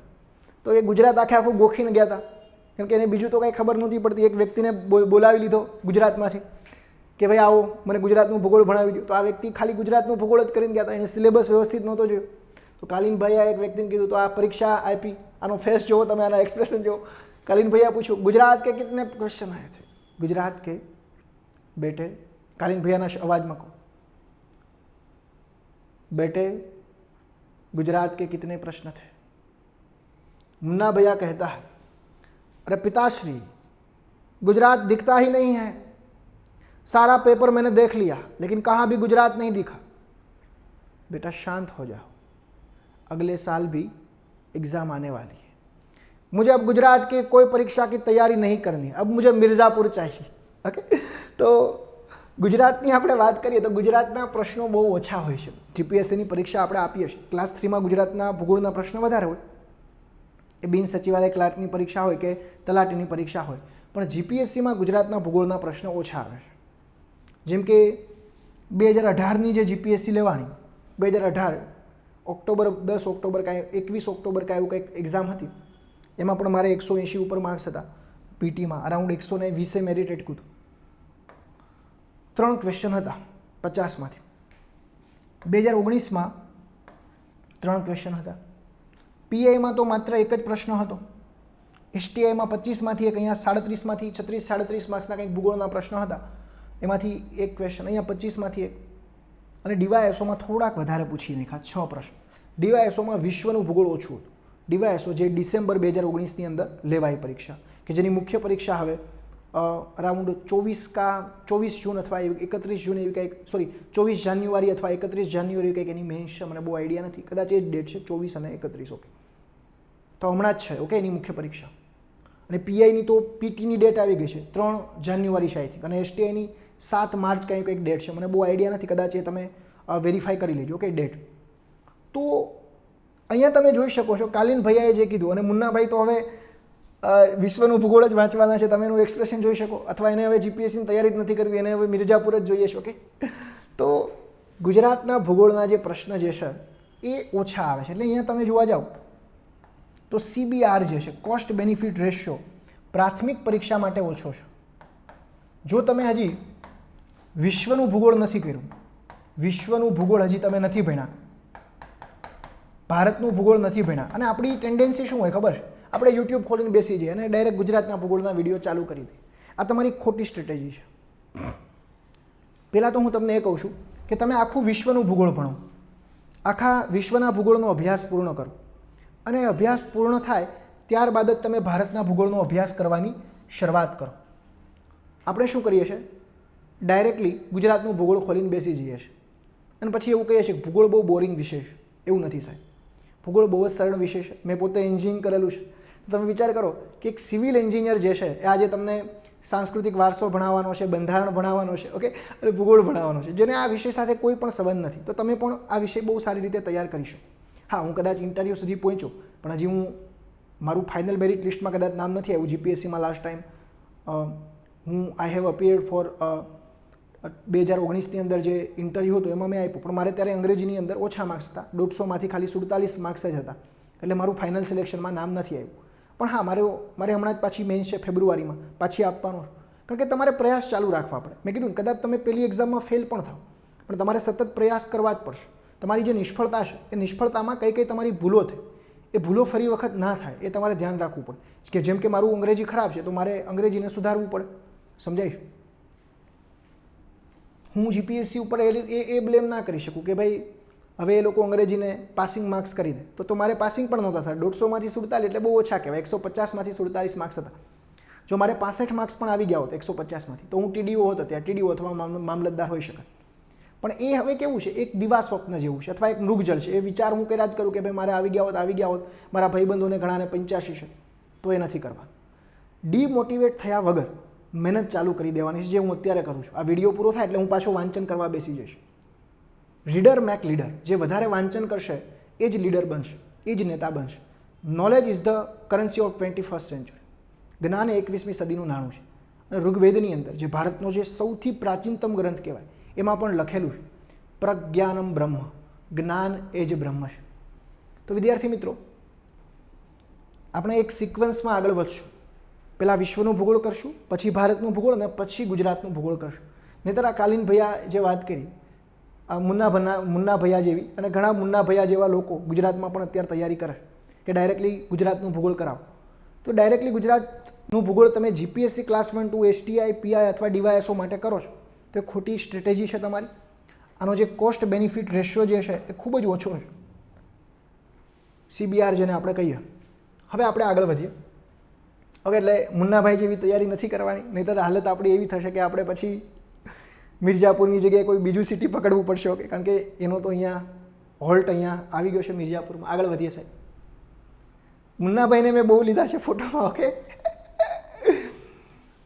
ભૌગોલિક ભૂગોળ એટલે કે ફિઝિકલ જિયોગ્રાફી. જો ફિઝિકલ જિયોગ્રાફીમાં શું આવે, ઘણાને એ જ પહેલાં ખબર ના હોય કે સાહેબ આ ફિઝિકલ જિયોગ્રાફી એટલે શું.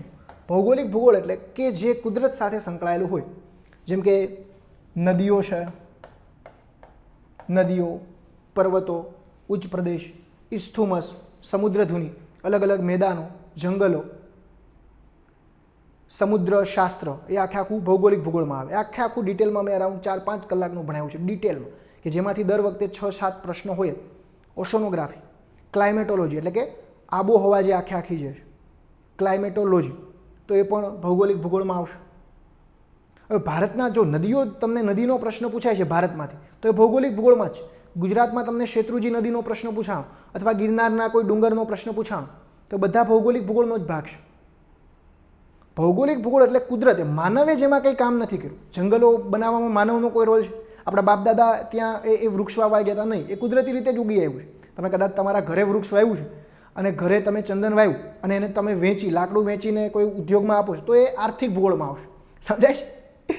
એ ભૌગોલિક ભૂગોળમાં નહીં આવે. ભૌગોલિક ભૂગોળ એટલે કુદરતી રીતે કોઈ વસ્તુ, માનવનો એમાં કોઈ પ્રયાસ નથી. નદી બનાવવામાં માણસનો કોઈ પ્રયાસ છે? કાલે સવારે મોદી સાહેબ એમ કે મિત્રો મારી સરકાર બનેगी तो मैं अमेज़न नदी का पानी भारत देश के अंदर लाऊंगा और भारत देश के जो भी ड्रॉट प्रोन एरिया है उसको मैं हरा बनाऊंगा और मैं पूरे देश को आश्वासित करना चाहता हूं कि पूरे देश के अंदर वर्षों तक पानी की कमी नहीं होगी. तो ये शक्य નથી. આપણે જાણીએ છીએ, અહીંયા હું કોઈ પોલિટિકલ પાર્ટીને ફેવરમાં કે એવી વાત નથી કરતો, પણ આ વસ્તુ ન બની શકે કારણ કે કોઈ નદીમાં કોઈ બદલાવ ન કરી શકે. હા, નદીના પાણીને તમે નહેર સ્વરૂપે લાવી શકો, પણ કોઈ નદીની રચના ન કરી શકે. કાલ રાहुल गांधी सवारे एम कि देखिए 2024 के अंदर मेरी सरकार बनेगी, मैं आपको आश्वासित करना चाहूंगा कि मैं नई नदी बनाऊंगा, गुजरात के अंदर नदी का पानी आएगा और सब जो कच्छ का जो सूखा क्षेत्र है उसको भी मैं हरियाला बनाऊंगा. अपनी खुद की नदी होगी, कांग्रेस पार्टी की नदी होगी और इस नदी का हम नाम सरदार पटेल रखेंगे. तो ये शक्य नहीं. ओके, ये शक्य नहीं. શું કામ? કારણ કે નદી એ ભૌગોલિક ભાગ છે. કોઈ પણ પોલિટિકલ પાર્ટી આવું કહે છે તો પોસિબલ નથી. નહેર બનાવી શકાય, એટલે એ બધા જે પહાડ ન બનાવી શકાય, કંઈ ન બનાવી શકાય, તો એ બધું ભૌગોલિક ભૂગોળમાં આવે. ભૌગોલિક ભૂગોળમાં આવે છે. ઓકે, ભૌગોલિક ભૂગોળની આપણે વાત કરીએ. જિયોગ્રાફીનો સૌથી મહત્વનો કોઈ ટોપિક હોય સાહેબ, અને તમે આ જ માત્ર ને માત્ર કદાચ આ જ કરીને જાઓ ને તોય તમે ભૂગોળમાં 50માંથી 30 માર્ક્સ લાવી શકો. એટલે કે તમારો જે જીપીએસસીમાં જે 65થી 70% તમારો જે પોર્શન કોઈ ટોપિકમાંથી પૂછાય છે તો એ ભૌગોલિક ભૂગોળ છે. મેં પહેલાં ભૂગોળને એરિયા વાઇઝ ડિવાઈડ કર્યા હતા, વિશ્વનું, ભારતનું અને ગુજરાતનું. હવે હું કઈ રીતે ડિવાઈડ કરું છું? ભૌગોલિક, આર્થિક, રાજનૈતિક અને માનવ ભૂગોળ. એટલે તમારા કન્સેપ્ટ ક્લિયર રહે કે ભાઈ કોને રાજનૈતિક કહેવાય, કોને પોલિટિકલ, એટલે રાજનૈતિક ભૂગોળ એટલે જેમાં બાઉન્ડ્રીની એ બધી વાત કરતા હોય. તો અહીંયા આપણા મુન્નાભાઈ શું વાંચીને ગયા હતા? ગુજરાતનું ભૂગોળ. જીપીએસસી આપી એટલે એવું હતું કે ભાઈ ગુજરાતનું ભૂગોળ વાંચી નાખીએ તો ચાલે. તો જો એક એક ડાયલોગ બોલે છે, બહત તકલીફ હોતી है जब आप योग्य हो, ये योग्य तो होता है, बहुत तकलीफ होती है जब आप योग्य हो और लोग आपकी योग्यता न पहचाने. लोग એટલે જીપીએસસીની વાત કરે છે. ઓકે, પણ તમારે શું કરવું પડે? તમારે અહીંયા ભૌગોલિક ભૂગોળ વાંચવું પડે મુન્નાભાઈ, તો તમે પાસ થશો. ઓકે, એટલે તમે ફિઝિકલ જિયોગ્રાફીને ઇગ્નોર નહીં કરી શકો. તમારે ક્લાઇમેટોલોજી વાંચવું પડે. હું એમ નથી કહેતો મારો કોર્સ ખરીદો તો જ તમને આવડશે. તમે વાંચો, તમે વાંચીને પણ કરી શકો, તમારી પાસે કેપેબિલિટી હોય તો. એવું નથી કે મારો કોર્સ ખરીદો, પણ હું તમને અહીંયા સાચો રસ્તો બતાવવા આવ્યો છું. અલ્ટિમેટલી તો બુદ્ધે જે રીતે કીધું, આત્મદીપો ભવ, તું જ તારો દીવો છે અને તું જ તારો દીવો થા. ઓકે, આ વાસ્તવિકતા છે. કોઈ પણ ટ્યુશન ક્લાસીસવાળો તમને એમ કહે છે ભાઈ હું પાસ કરાવી દઉં, ગેરંટી આપું છું, નહીં. હું તમને અહીંયા ગાઈડ કરી શકું, હું તમને સારામાં સારી રીતે ભણાવી શકું, પણ વાંચન કરવું, લખવું અને મહેનત કરવી એ તમારા હાથમાં હોય છે. તો ભૌગોલિક ભૂગોળના 2018માં 34 ક્વેશ્ચન, એટલે 50માંથી તમે જો કેટલા ક્વેશ્ચન, અહીંયા 37 ક્વેશ્ચન. પીઆઈની અંદર 36માંથી 28 ક્વેશ્ચન માત્ર ને માત્ર નદીઓ, પર્વતો, આબોહવા આમાંથી જ હતા. ભૌગોલિક ભૂગોળ શું છે એ મેં આખું મારા કોર્સની અંદર સમજાવ્યું છે અને અહીંયા પણ મેં તમને સમજાવ્યું. એસટીઆઈમાં 25માંથી 14 હતા, ડીવાયએસઓમાંથી 25માંથી 13 હતા.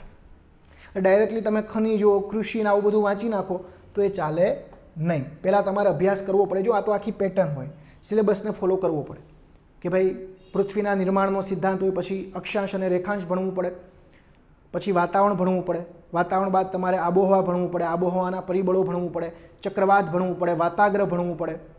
આખી પેટર્ન હોય. મહાસાગર તમે ભણો તો પહેલાં તો તમારે જલાવરણ ભણવું પડે, પછી તમારે શું ભણવું પડે, મહાસાગરનું ભૂપૃષ્ઠ ભણવું પડે કે ભાઈ ખંડીય છાજલી કોને કહેવાય, ખંડીય ઢાળ કોને કહેવાય, એની વિશેષતા શું હોય, એબિઝલ પ્લેન કોને કહેવાય, દરિયાઈ મેદાન, ટ્રેન્ચ કોને કહેવાય, સી હિલ કોને કહેવાય, આ બધાની વિશેષતા શું હોય. ત્યારબાદ દરિયાની જે ક્ષારીયતા છે એ શું છે, સેલિનિટી, ઓશન સેલિનિટી શું છે, ઓશનિક કરંટ શું છે, આ બધાનો અભ્યાસ તમારે કરવો પડે. એ ભૌગોલિક ભૂગોળમાં જ બધું આવે. તમારે ગંગા નદીનો અભ્યાસ કરો છો તો એ ભૌગોલિક ભૂગોળમાં જ આવે. પણ તમે બાજરાનો અભ્યાસ કરો છો તો બાજરો ભણવા માટે પણ તમારે ભૌગોલિક ભૂગોળનો સહારો લેવો પડે. કઈ રીતે? તો બાજરો કયા વિસ્તારમાં થાય એવો તમને પ્રશ્ન પૂછે, બીજો તો કોઈ ક્વેશ્ચન પૂછી શકે નહીં. તમને એ પહેલાં ખ્યાલ હોવો જોઈએ કે બાજરો કોઈ પણ જમીનમાં થઈ શકે. બીજું ઉદાહરણ દ્વારા સમજાવું છું. બાજરા માટે અરાઉન્ડ 40 થી 45 સેન્ટીમીટર વરસાદ હોય ને તો આ બાજરો થઈ જાય. 40 થી 50 સેન્ટીમીટર કોઈ પણ જમીનમાં થાય, 40-50 સેન્ટીમીટર વરસાદ હોય તો પણ થાય. અને આને ટેમ્પરેચર અરાઉન્ડ 25 ડિગ્રી સેલ્સિયસ જોઈએ તો આ એનું ભૌગોલિક ભૂગોળ થયું કે ભાઈ આટલી કન્ડિશન જોઈએ. આ આબોહવાકીય કન્ડિશન, આ ક્લાઇમેટિક કન્ડિશન, આને કહેવાય પાકની તરહ. તો પાકની તરહ સમજવા માટે પણ પહેલાં તમારે જમીન ભણવી પડે, તમારે પહેલાં આબોહવા ભણવી પડે, તમારે પહેલાં વરસાદનું વિતરણ ભણવું પડે. હવે તમને એ ખબર હોય કે ભાઈ 40 થી 50 સેન્ટીમીટર વરસાદ પશ્ચિમ ભારતમાં થાય છે, એટલે કે રાજસ્થાનમાં થાય છે. રાજસ્થાનમાં એટલો વરસાદ પડે છે. રાજસ્થાનમાં જમીન પણ આમ પણ રણવાળી છે, લોકો ત્યાં કંઈ બીજું કંઈ વાવશે નહીં અને ત્યાં 25 સેલ્સિયસ કરતાં વધારે તાપમાન પણ મળી રહેશે. તો ભારતમાં સૌથી વધારે બાજરાનું ઉત્પાદન ક્યાં થશે? તો કે રાજસ્થાનની અંદર થશે. તો આ રીતે આખું મેં કનેક્ટ કરીને તમને ભણાવેલું છે. કોઈ પણ ટોપિક હોય, દરેક ટોપિકમાં મેં ભૌગોલિક, હું આર્થિક ભૂગોળ ભણાવતો હશે, હું ઉદ્યોગો ભણાવતો હશે તો મેં ભૌગોલિક ભૂગોળ સાથે કનેક્ટ કર્યું હશે. હું સપોઝ એટ કૃષિ ભણાવું છું તો કૃષિને મેં ભૌગોલિક અને ભૌગોલિક ભૂગોળ સાથે તમને કનેક્ટ કરીને બતાવ્યું છે. હું માનવ ભૂગોળ ભણાવીશ તો ભૌગોલિક ભૂગોળ અને આર્થિક ભૂગોળને મેં કનેક્ટ કર્યું હશે. એટલે કોઈ ચિંતા નથી કરવાની. પણ ભૌગોલિક ભૂગોળને તમે સ્કીપ કરી શકશો નહીં. સમજાય? તમારે વસ્તી ભણવી હોય, તમને ખબર જ નથી વસ્તી શું છે, પણ તમને એ ખબર હોય કે ભાઈ વરસાદ ક્યાં કેટલો પડે છે, તમને એ ખબર છે. જો ખાલી વરસાદ ખબર છે, તમને એક ઓપ્શન આપ્યા છે કે ભાઈ નીચે પૈકી જંગલનું ઘનત્વ સૌથી વધારે ક્યાં છે. ઓપ્શન આ રીતે છે: મિઝોરમ, ઘનત્વ પૂછું છું, ઘનત્વ એટલે કે ડેન્સિટી વધારે ક્યાં છે ફોરેસ્ટ, મિઝોરમ, મધ્યપ્રદેશ, ગુજરાત કે સપોઝ એટ ત્રીજો કોઈ ઓપ્શન છે રાજસ્થાન. સૌથી વધારે ક્યાં છે? તો ઘણા લોકો આમાં મધ્યપ્રદેશ લખીને આવે, પણ મધ્યપ્રદેશમાં વિસ્તાર વાઇઝ વધારે છે. ઓપ્શન સાચો આન્સર આવશે મિઝોરમ. હવે મિઝોરમમાં વધારે શું કામ છે? કારણ કે એ પૂર્વાંચલમાં છે. હવે ત્યાં અરાઉન્ડ 500 સેન્ટીમીટર જેટલો વરસાદ પડે છે. બીજું, એ પહાડી વિસ્તારમાં છે તો ઓબ્વિયસલી જંગલ માટેની આ ફેવરેટેબલ કન્ડિશન છે.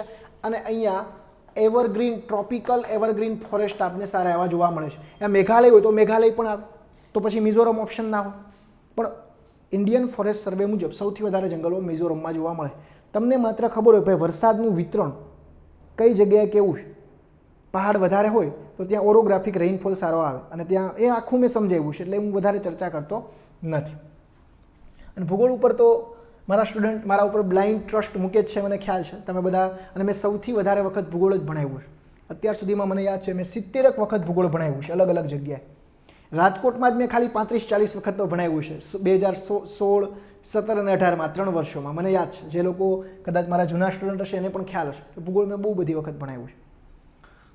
2018માં 34 માર્ક્સનું હતું, 37 માર્ક્સનું 2019માં, પીઆઈમાં 28, એટલે 36 પ્રશ્નોમાંથી 28 તો આ જો કેટલા ટકા 80-85% થયું. STIમાં 25માંથી 14 માર્ક્સનો, અહીંયા 25માંથી 13 માર્ક્સ. એટલે you can not skip physical geography. આ ભૂગોળનો હાર્દ છે, આ ભૂગોળનો પાયો છે.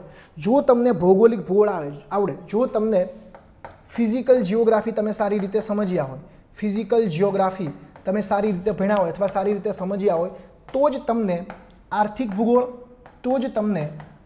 ભૂગોળ અને માનવ ભૂગોળ આવડશે. આ મારા શબ્દો લખવા હોય તો લખી.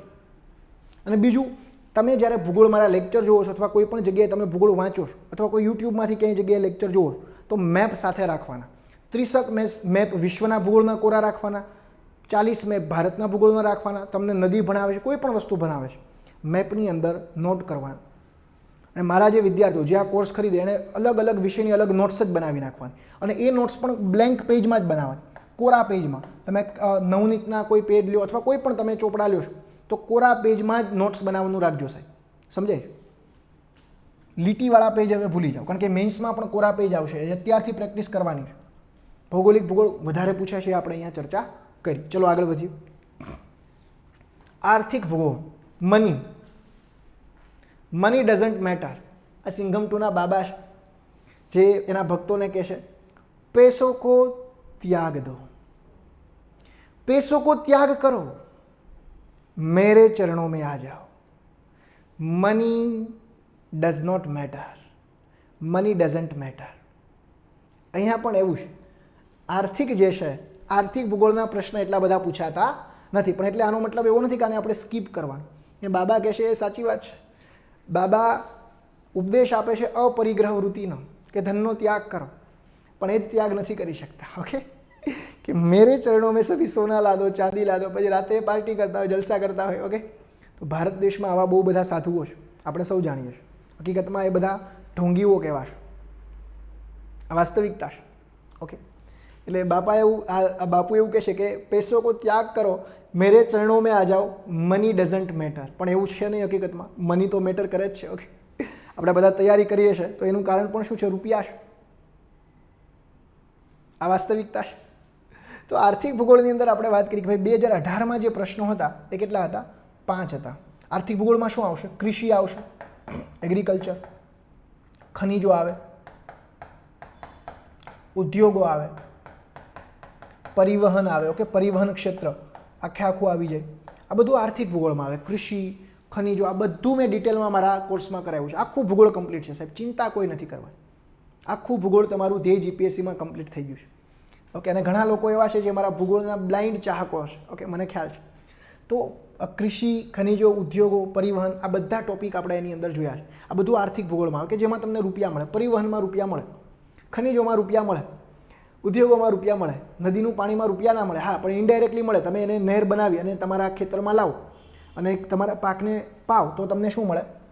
પાણી પાવે ને તો શું મળે? તમને કોઈ ઘઉં મળે, ચોખા મળે, આવો અલગ અલગ પાક મળે.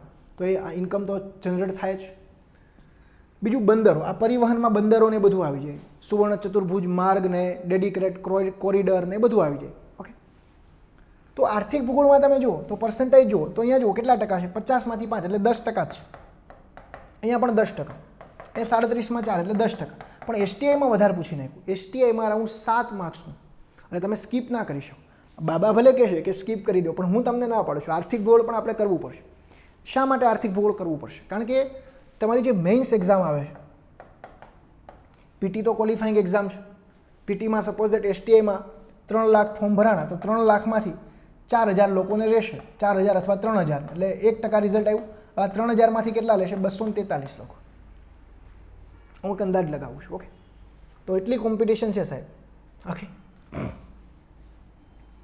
એસટીઆઈની વાત કરીએ તો 7 માર્ક્સનું પૂછાઈ ગયું, એટલે 25માંથી 7 માર્ક્સનું પૂછાયું.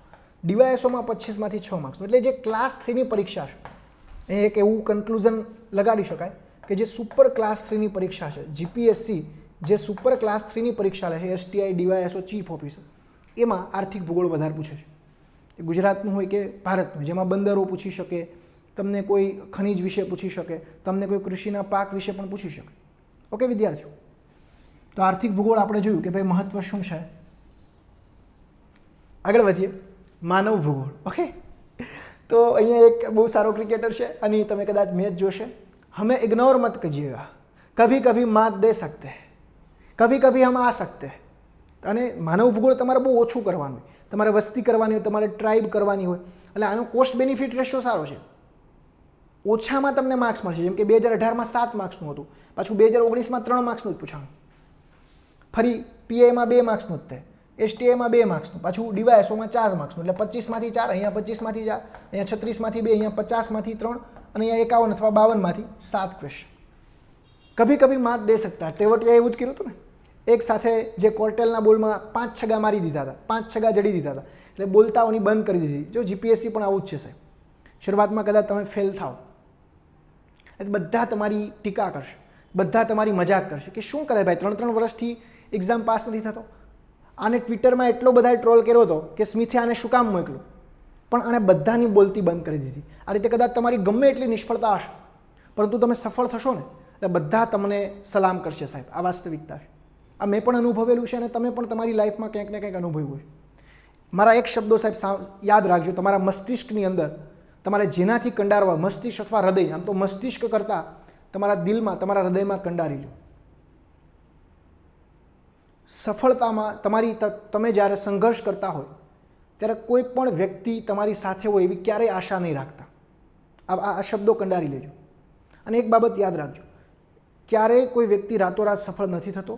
જ્યારે દુનિયા સૂતી હોય ત્યારે વ્યક્તિ જાગતો હોય માટે સફળ હોય છે. जब तक न पड़े हथौड़े की चोट पत्थर भी भगवान नहीं होता, बिना संघर्ष कोई महान नहीं होता. આ વાસ્તવિકતા છે.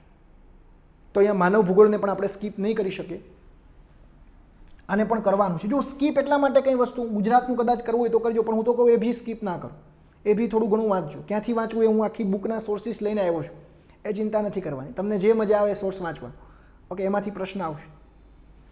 એટલે આમ જોવા જાવ તો અહીંયા ડિક્રીઝ થયો છે, પણ કંઈ વાંધો નહીં. માનવ ભૂગોળ બહુ ઓછું છે, તમારે વસ્તી ગણતરીને એ બધું જ કરવાનું છે. માનવ ભૂગોળ પણ આર્થિક ભૂગોળ અને ભૌગોલિક ભૂગોળના આધારે જ થાય. જેમ કે હું તમને કહું કે સૌથી વધારે વસ્તી ગીતતા ક્યાં હોય, તો તમને કદાચ કંઈ ના આવડતું હોય, તમને રાજ્યોના નામ ખબર હોય, તમને એવું ખબર હોવી જોઈએ કે ભાઈ ભારતમાં સૌથી વધારે પહાડીઓ ક્યાં છે. સમજો, ભારતમાં સૌથી વધારે પહાડીઓ ક્યાં છે. વિચારવાનું ભાઈ, સૌથી વધારે પહાડીઓ તો અરુણાચલ પ્રદેશમાં અને મેઘાલયમાં બધે. પહાડી મેઘાલયમાં છે, પણ મેઘાલયનો વિસ્તાર નાનો છે. પહાડી પણ આખા વિસ્તારમાં હોય ને, વિસ્તાર પણ મોટો હોય. તો અરુણાચલ પ્રદેશ છે, પટકાઈ, બમ ને મિશ્મી ને આવી બધી અલગ અલગ પહાડીઓ છે. મોટાભાગે ટ્રાઇબ લોકો રહે છે. તો અરુણાચલ પ્રદેશની વસ્તી ગીચતા એટલે કે 1 કિલોમીટર, 1 ચોરસ કિલોમીટર વિસ્તારમાં અરુણાચલ પ્રદેશમાં માત્ર ને માત્ર કેટલા લોકો રહેશે? 17 લોકો રહેશે 2011ની જનગણના મુજબ. સૌથી વધારે વસ્તી ગીચતા ક્યાં હોય? કે જ્યાં મેદાની વિસ્તાર હોય. તો સૌથી વધારે વસ્તી ગીચતા બિહારમાં છે. બિહાર રાજ્યની વાત કરું છું, 1106 જેટલી વસ્તી ગીચતા છે. કેન્દ્ર શાસિત પ્રદેશમાં સૌથી ઓછી વસ્તી ગીચતા અંદમાન નિકોબારમાં છે. સૌથી વધારે દિલ્હીમાં છે. દિલ્હીમાં તો આમ બી ખ્યાલ આવી જાય કે દિલ્હી એક તો એગ્રીકલ્ચર સાથે કંઈ નથી અને ભારતનું કેપિટલ છે, તો ત્યાં તો વસ્તી ગીચતા વધારે હોવાની અને કેન્દ્ર બિંદુ છે ભારત. અને ઐતિહાસિક કારણ પણ છે, બ્રિટિશરોએ પોતાની રાજધાની 1911 બાદ ખસેડીને ત્યાં લઈ લીધી હતી. ઓકે, તો માનવ ભૂગોળ પણ કનેક્ટેડ છે. આખે આખું હું સમજાવ્યું છું, એ આખે આખું મારા કોર્સમાં મેં સમજાવ્યું છે કે કઈ રીતે કનેક્ટ છે. ગોખવાનું કંઈ નથી. તમારું ભૌગોલિક ભૂગોળ ક્લિયર હશે ને, તમને આર્થિક ભૂગોળ પણ આવડી જશે અને માનવ ભૂગોળ પણ આવડી જશે. બીજું કે અહીંયા ક્વેશ્ચન ટ્રિકી હશે. જો ક્લાસ 3 અને જીપીએસસી દ્વારા લેવાતી એક્ઝામમાં એક તફાવત છે. ક્લાસ 3ની ભૂગોળની ભાષામાં કહું તો ક્લાસ 3 એટલે ગિરનાર ચડવું. ક્લાસ 3 એટલે ગિરનાર ચડવું. તલાટી, બિન સચિવાલય ક્લર્ક, આ બધી પરીક્ષા કોઈ એમ કહેતું હોય કે અમે બધી પરીક્ષાઓની તૈયારી સાથે કરાવીએ છીએ, તો તમને એ વ્યક્તિ રમાડે છે, લિટરલી રમાડે છે. જીપીએસસી દ્વારા લેવાતી પરીક્ષાઓની તૈયારી અલગથી જ થાય સાહેબ, ભેગી ના થાય. ક્લાસ 3ની અથવા જીપીએસસીની તૈયારી તમે ભેગી કરી જ ન શકો. કારણ કે જીપીએસસી ભૂગોળની ભાષામાં કહું તો માઉન્ટ એવરેસ્ટ ચડવા બરાબર છે. ઓક્સિજનના બાટલા લઈને તમારે જવું પડે.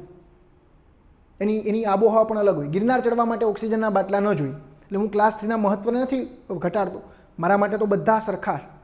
કદાચ કોઈ ક્લાર્ક હોય કે કોઈ ડેપ્યુટી કલેક્ટર હોય, એ આપણા માટે તો બધા સરખા જ, પોસ્ટ અલગ અલગ છે, પણ એ વ્યક્તિ માનવનું જે ગૌરવ છે એ તો સમાન જ છે.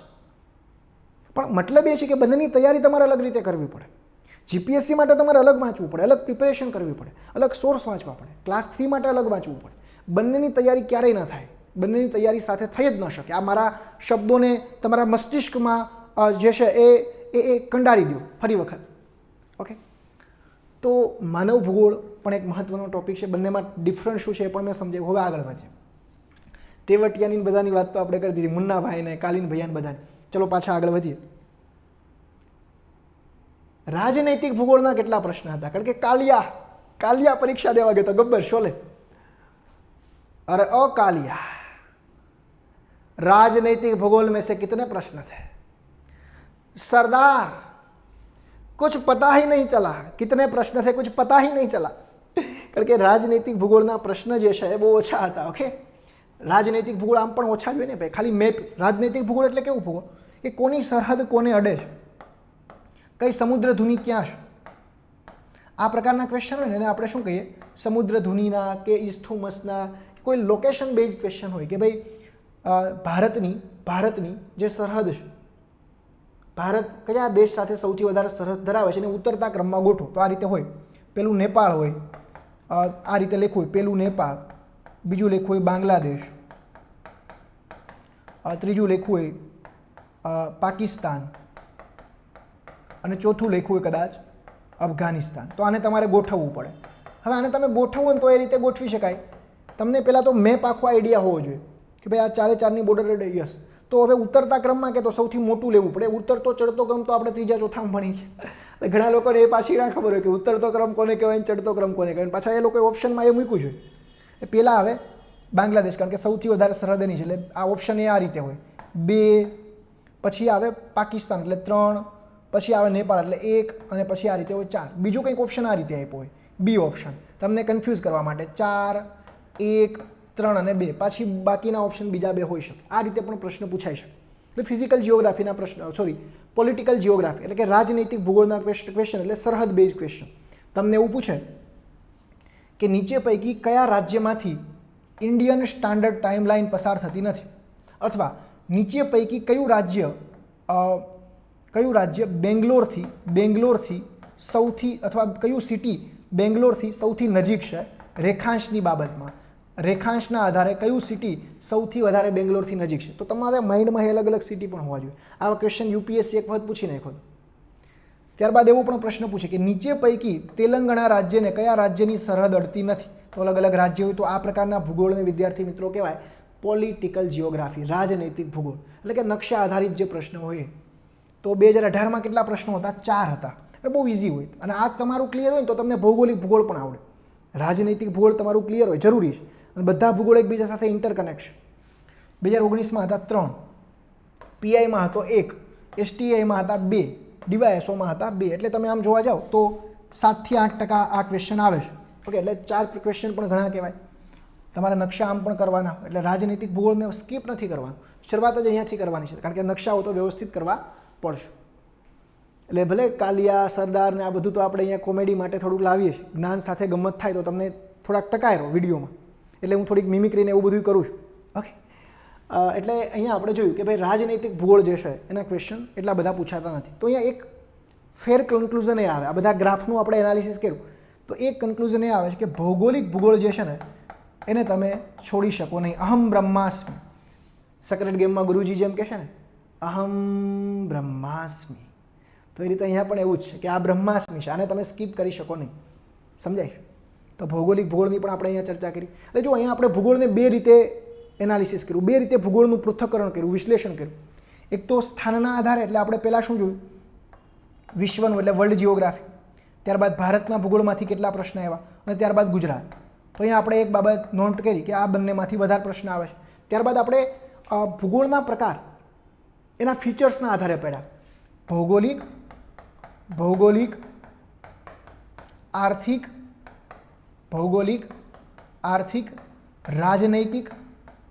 રાજનૈતિક એટલે પોલિટિકલ, અને છેલ્લે કયું ભૂગોળ જોયું સાહેબ? છેલ્લે કયો પ્રકાર જોયો?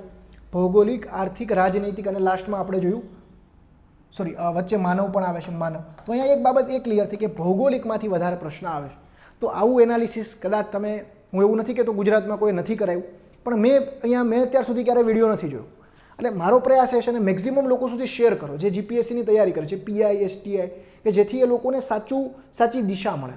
સમજાય? આગળ વધીએ. ચલો,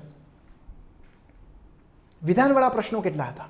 તો તો 2018માં આપણે જોઈએ વિધાનવાળા એટલે કે તમને મેં આગળ પણ કલ્ચરમાં પણ સમજાવ્યું હતું, પણ જે લોકો ડાયરેક્ટલી ભૂગોળમાં આવ્યા છે એને પહેલાં એ કહી દઉં કે તમે કલ્ચરનો વિડીયો જોઈ લેજો. પ્રશ્ન એ રીતે હોય કે નીચે આપેલા વિધાનો પૈકી સત્ય અથવા અસત્ય, ઘણી વખત અસત્ય પણ પૂછે તો ઘણા લોકો કન્ફ્યુઝ થઈ જાય છે. કન્ફ્યુઝ નથી થવાનું, આખું વિધાન વાંચજો.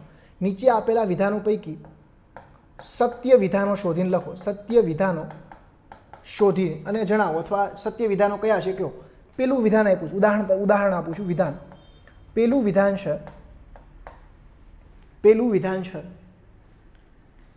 અહીંયા ખાસ સાંભળજો સાહેબ. પેલું વિધાન છે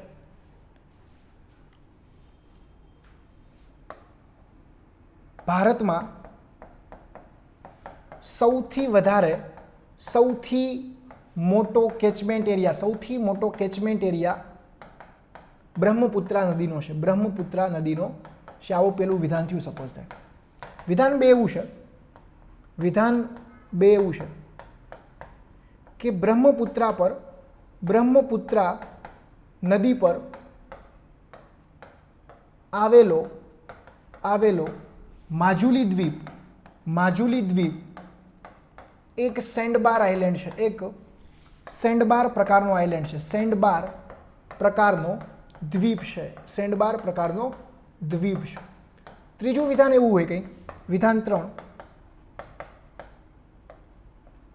કંઈક એવું હોય કે સુબનસિરી, તીસ્તા, ધાનસિરી વગેરે નદીઓ બ્રહ્મપુત્રાની સહાયક નદીઓ છે. તો આ 3 વિધાન હોય. પછી ઓપ્શન આપ્યા હોય કે વિધાન 1, 2, 3 સત્ય છે. ઓપ્શન બીમાં લખ્યું હોય કે માત્ર 2, 3 સત્ય છે. ઓપ્શન સીમાં લખ્યું હોય કે 1, 3 સત્ય છે. અને ઓપ્શન ડીમાં લખ્યું હોય કે માત્ર 2 જ સત્ય છે. આવા કોઈ ક્વેશ્ચન પૂછી શકે તમને.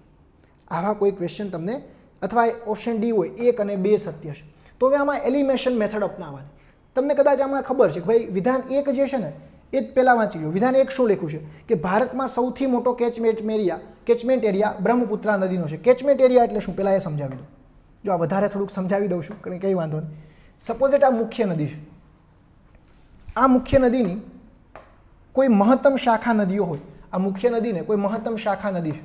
હવે આને બધાને જોડતો હું એક એરિયા બનાવું. આને એ નદીનો કેચમેન્ટ એરિયા કહેવાય. આને એ નદીનો શું કહેવાય? Catchment area. તો ઓબ્વિયસલી સૌથી મોટો કેચમેન્ટ એરિયા કોનો છે ભારતમાં? ગંગા નદીનો છે. કોનો છે? ગંગા નદીનો છે. જો તમને આ બાબત ખાલી ખબર હોય તો પણ તમે કહી શકો ભાઈ પેલું વિધાન જ્યાં હશે એ બધું ખોટું, તો આ વિધાન પણ ખોટું છે. અહીંયા આ પણ આન્સર નહીં આવે, અહીંયા આ પણ આન્સર આવશે નહીં. આન્સર શું આવશે? બી. તો કે આન્સર બી આમ પણ તમારો સાચો છે, કારણ કે બ્રહ્મપુત્રા નદી પર આવેલો માજુલી દ્વીપ એક સેન્ડબાર આઇલેન્ડ છે. ઓકે, નદી પર જે આઇલેન્ડ બને ને સેન્ડબાર આઇલેન્ડ કહેવાય. આઇલેન્ડના પણ અલગ અલગ પ્રકાર મેં ભણાવ્યા છે. Sandbar island, volcano island, coral island, continental island. તો આ બધા દ્વીપોના પ્રકાર હોય. ખાલી દ્વીપ પણ ઘણા લોકોને એ નથી ખબર હોતી. દ્વીપ એટલે એવો વિસ્તાર કે જેની આજુબાજુ ચારેય બાજુ પાણી હોય. દ્વીપના પ્રકાર તો પછીની વાત છે કે આ 4 પ્રકારના દ્વીપ હોય.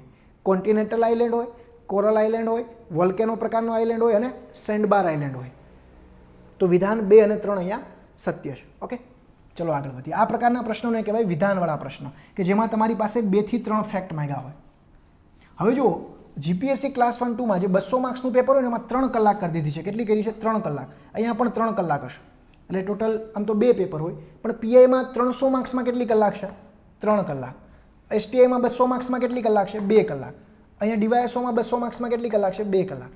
એવું હોય ને તો જેનું મેથ્સ વેક હોય ને મેથ્સ છેલ્લે રાખવાનું. પહેલાં બધા આવા ફેક્ટવાળા કરી નાખવાના, એટલે મેથ્સમાં છેલ્લે ટાઈમ મળે. ઓકે, મારી સ્ટ્રેટેજી એવું, મેથ્સ હું છેલ્લે રાખું. અને મને મેથ્સ આવડે ને તો હું કંટાળી જાઉં તો ગણું નહીં, કારણ કે મારે માર્ક્સ ભૂગોળ, પોલિટી આમાં બધામાંથી થઈ જતા હોય. ઓકે, પીટીમાં થોડુંક સારું છે ભગવાનની કૃપાથી. આગળ વધી જોડકાવાળા પ્રશ્નો. તો જોડકાવાળા પ્રશ્નો કોને કહેવાય? આ રીતે પ્રશ્ન આપ્યા હોય એ બી. ઉદાહરણ તરીકે વાત કરું તો એમાં અલગ અલગ નદીઓ આપી છે, જેમ કે કૃષ્ણા, ગોદાવરી. ઓકે, એમાં અલગ અલગ નદીઓ આપી છે. કૃષ્ણા, ગોદાવરી, ત્યારબાદ પેન્નાર, ત્યારબાદ કાવેરી આપી છે. એટલે દક્ષિણ ભારતની દ્વીપકલ્પી અલગ અલગ નદીઓ આપી છે.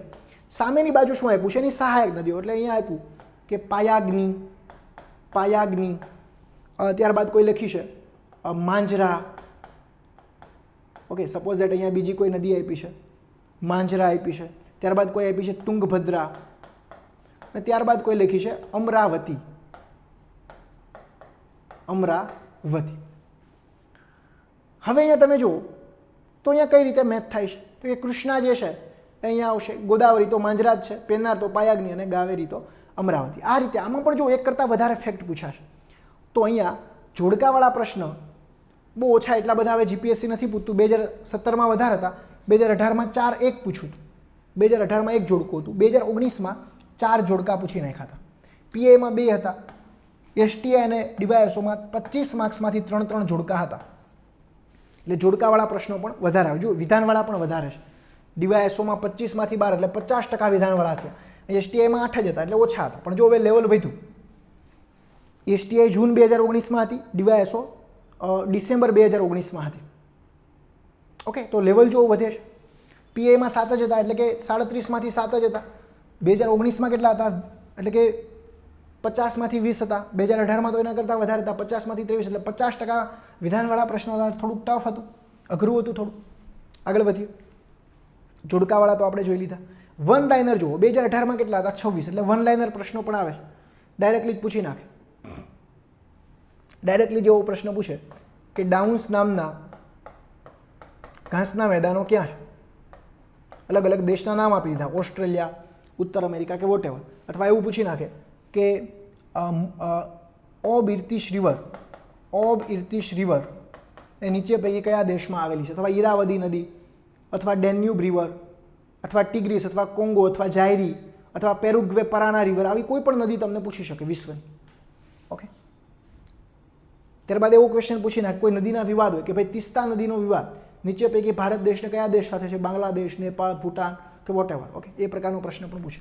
તો વન લાઇનરમાં ડાયરેક્ટલી તમને એનો જવાબ જ આવે ને વન લાઇનર કહેવાય.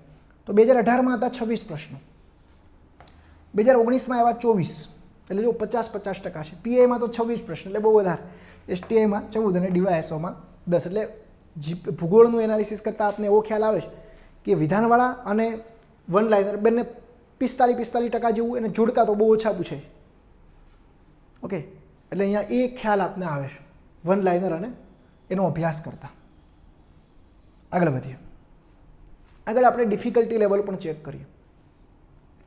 2018માં ઇઝી ક્વેશ્ચન કે તમે જોઈ કદાચ એક બુક વાંચીને ગયા હોય અથવા 2 બુક વાંચીને ગયા હોય તો 25 પ્રશ્ન એવા હતા કે જે તમારાથી સોલ્વ થઈ જાય. પછી જો ઘેટા 20 પ્રશ્ન જેવા હતા. અહીંયા તમે 50% ક્વેશ્ચન પીઆઈના પણ સોલ્વ કરી નાખો. 37માંથી તમને 18 આવડી જાય, એસટીઆઈમાં 13 આવડી જાય, અને ડીવાયએસઓમાં તો 15 ક્વેશ્ચન એવા હતા કે તમે ઇઝીલી સોલ્વ કરી શકો.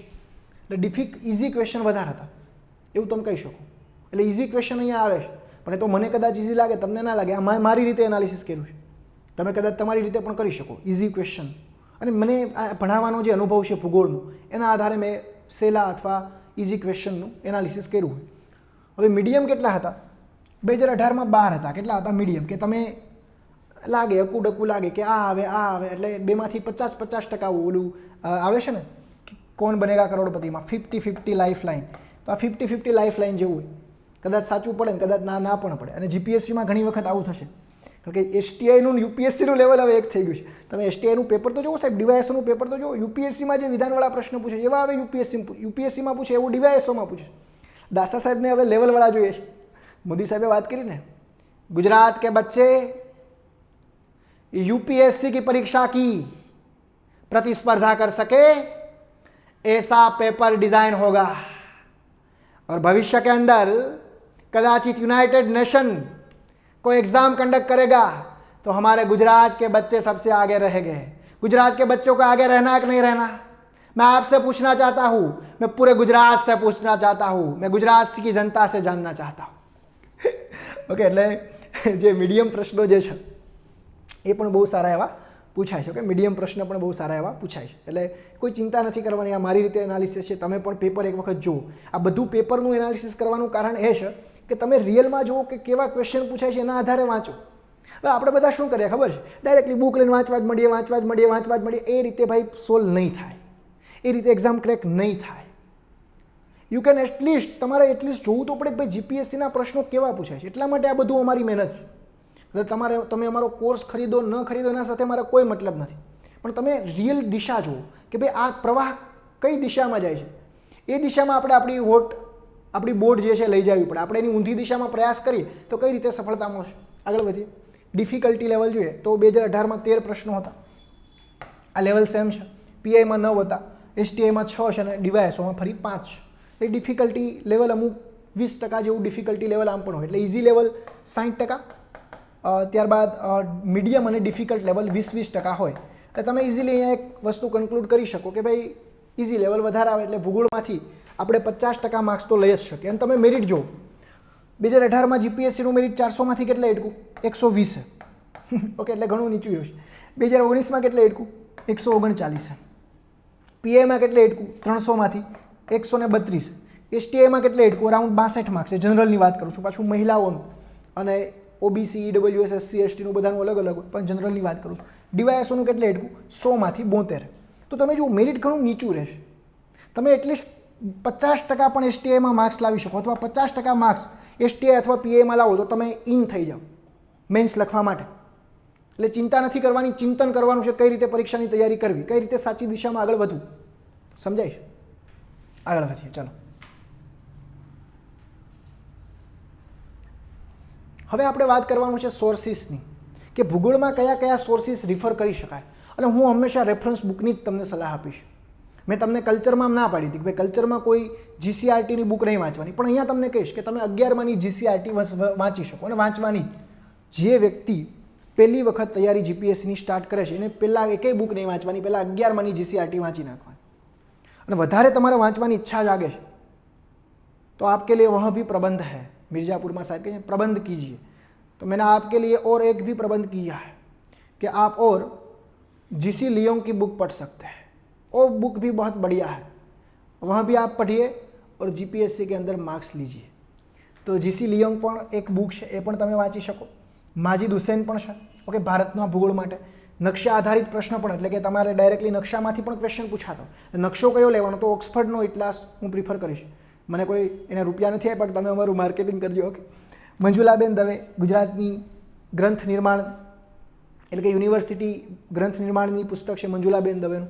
11-12માંની એનસીઆરટી વાંચી શકાય તો એનું પણ હું કહીશ. ભૌતિક ભૂગોળ યુનિવર્સિટી ગ્રંથ નિર્માણની જે જસાણી સાહેબ જે છે, જસાણી સાહેબ, કાનજી જસાણી સાહેબ, તો એની પણ છે. ભારતની ભૂગોળ પાઠક સાહેબની બુક છે. હવે આમાંથી તમારે કંઈ વાંચવાની, જો આમાંથી હું તમને કહીશ કે ગુજરાતી મીડિયમનો સ્ટુડન્ટ હોય તો એણે આ બુક પ્રિફર કરવાની. 11માંની જીસીઆરટી, નકશો મંજુલાબેન દવે વાંચવી હોય તો વાંચવાની, બાકી કોઈ ફરજિયાત નથી વાંચવી, કારણ કે ગુજરાતનું ભૂગોળ તો આપણે જોયું કેટલા માર્ક્સનું પૂછાય.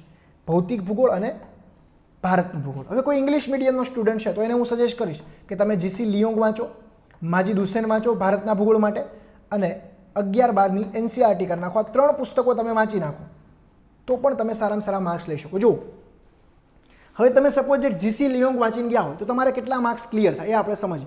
તો જો 2018ની વાત છે તો 18 માર્ક્સનું બેઠે બેઠું જીસી લિયોંગમાંથી હતું. જો બેઠે બેઠા પ્રશ્ન ના હોય એ તમે વાંચો, પછી જીઓગ્રાફી અને કલ્ચર ડિફરન્સ. જીઓગ્રાફીમાં તમારે એનાલિસિસ કરવું પડે. એટલે કદાચ મેં આખું જીસી લિયોંગનું એનાલિસિસ કર્યું તો મને એવું લાગ્યું કે તમારા 18 પ્રશ્ન સોલ્વ થઈ શકે. માજીદ હુસૈનમાંથી કેટલા થાય? 15. જો ડાયરેક્ટલી સોલ્વ થતા હોય. બાકી તો બધા નકશામાંથી કેટલા થાય છે? તો કે 6 પ્રશ્ન. એટલે તમે ખાલી એટલું કરીને ગયા હોય ને વ્યવસ્થિત રીતે તો 15 ને 6 21, 21 ને 18, 39 માર્ક્સ તો તમારા બેઠે બેઠા આવી જાય. બાકી 11 પ્રશ્ન કેવા હોય કે જે અટપટા હોય, જે કદાચ તમે બુક વાંચી હોય તો બી ના આવડે. એટલે એટલીસ્ટ 39માંથી તમને 30 માર્ક્સનું તો યાદ હોય તો તમારા 50માંથી આ 30 તો આવી શકે જો તમે આ 3 બુક્સ વાંચીને ગયા હોય તો. કદાચ તમારે એ બુક નથી વાંચવી અને જો 11-12ની એનસીઆરટી પણ છે, એમાંથી પણ 21 ક્વેશ્ચન હતા. હવે જો હવે 11-12ની એનસીઆરટીમાં કેવું છે ખબર છે?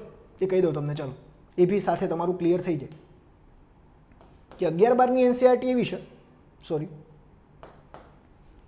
અહીંયા 11-12ની એનસીઆરટી એવી છે કે એમાંથી અને માજીદ હુસૈનમાંથી બધું ભેગું હોય. કારણ કે 11-12ની એનસીઆરટીમાં બધું ભૂગોળ આવી જાય છે, ફિઝિકલ જીઓગ્રાફી, ઇકોનોમિક જીઓગ્રાફી બધું. એટલે કદાચ તમે 11-12ની ભૂગોળ કરીને જાઓ અને 3 બુક કરીને જાઓ તો ઘણી વખત કોમન ક્વેશ્ચન પણ મળે. આ 21 માર્ક્સનું આવ્યું તો 18માંથી કોમન ક્વેશ્ચન પણ હોય. સમજાય? કારણ કે એમાં ફિઝિકલ જીઓગ્રાફી પણ છે ને આર્થિક ભૂગોળ છે ને બધું છે. એટલે તમે ખાલી એનસીઆરટી કરીને ગયા હોય તો તમારા 21-22 માર્ક્સ ક્લિયર થાય. એટલે મારો આગ્રહ એવો છે કે તમારે એનસીઆરટી વાંચવી હોય તો વાંચો, પણ આ રેફરન્સ બુક પણ વાંચો. જીસી લિયોંગ સાહેબની છે અને માજીદ હુસૈનની ઇન્ડિયન જીઓગ્રાફીની ઇંગ્લિશમાં પણ છે ને હિન્દીમાં પણ છે.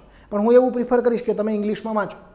ઓકે, હવે સપોઝ થાય કોઈ ગુજરાતી મીડિયમનો સ્ટુડન્ટ છે તો એ જોવે તો 11માની જીસીઆરટી તમે કરીને ગયા છો, તમે ભૌતિક ભૂગોળ કરીને ગયા છો અને તમે ભારતનું ભૂગોળ કરીને ગયા છો, તો તમને કેટલા માર્ક્સનું આવડે? યુનિવર્સિટી ગ્રંથ નિર્માણની જે ભારતની ભૂગોળની બુક છે પાઠક સાહેબની અને જસાણી સાહેબની ભૌતિક ભૂગોળ, તો જોઈએ આપણે તો 13 માર્ક્સનું તો જીસીઆરટીમાંથી બેઠું હતું. ભારતના ભૂગોળમાંથી કેટલું હતું જો જોઈએ તો ભારતના ભૂગોળમાંથી 15 માર્ક્સનું હતું, તો 15 આ 18 માર્ક્સનું ભૌતિક ભૂગોળમાંથી હતું. જો આ બંને કોમન પણ નીકળે, આમાંથી અમુક ક્વેશ્ચન કોમન પણ નીકળે, એટલે કોઈ જોવા નથી. તો 13 ને 15 એટલે એટલીસ્ટ તમને 35 માર્ક્સનું આવડી જાય. તમે આ 3 બુક કરીને ગયા હોય તો એટલીસ્ટ તમે 35 માર્ક્સનું તમારા ક્વેશ્ચન સોલ્વ થઈ શકે, વ્યવસ્થિત કરીને ગયા હોય. નકશા તો કરવા જ પડે, તો નકશાના તો પાછા એક્સ્ટ્રા છે. એટલે હું તમને એ જ કહું છું, જો અહીંયા કોમન આવે, ભારતના ભૂગોળ તો 15 બેઠા આવે, પણ આ જે ભૌતિક ભૂગોળ છે અને જે આ જીસીઆરટી છે એમાંથી અમુક ક્વેશ્ચન કોમન હોય, સમજાય છે? 7-8 ક્વેશ્ચન કોમન હોય કે જે બંનેમાં સોલ્વ થતા હોય. એટલે એટલીસ્ટ તમને 35 માર્ક્સનું આવડી જાય એટલી બુક કરીને ગયા હોય. એટલે ગુજરાતી મીડિયમના સ્ટુડન્ટને મારી એક રિક્વેસ્ટ છે કે તમારે કઈ બુક કરવાની. કદાચ તમારે એનસીઆરટી નથી વાંચવી, મંજુલાબેન દવે પણ નથી વાંચવી, કારણ કે મંજુલાબેન દવેમાંથી તો 3 પ્રશ્ન જ પૂછાણા. સીબીઆર ઓછો છે, 400 પેજની બુક, એ તો પીટી માટે તો ન વંચાય, પણ મેઇન્સ માટે વાંચવી પડે. એટલે એક વખત નજર ફેરવી દેજો એવું હોય તો. એટલે ગુજરાતી મીડિયમના સ્ટુડન્ટ માટે જીસીઆરટી વાંચવાની, 11માની 12માની જીસીઆરટી વાંચવાની કોઈ જરૂર નથી, એ હું સજેસ્ટ કરીશ જ નહીં. 12માની જીસીઆરટી વાંચવાની જ નથી. 11માની ભૂગોળ, ભૌતિક ભૂગોળ અને ભારતનું ભૂગોળ અને નકશા, આ 3 વસ્તુ કરશો એટલે હું તમને ગેરંટી સાથે કહું છું તમે મારો કોર્સ ખરીદશો કે નહીં ખરીદો, પણ તમારા 35 માર્ક્સ તો રોકડા આવી જશે. 35 થી 40 માર્ક્સ આ બંનેની વચ્ચે આવશે 50માંથી.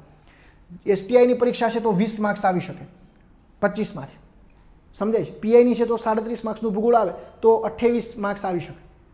જો આ તમે 3 વ્યવસ્થિત કરીને ગયા છો અને તમારે કંઈ નથી કરવું તો તમે મારો કોર્સ લઈ શકો.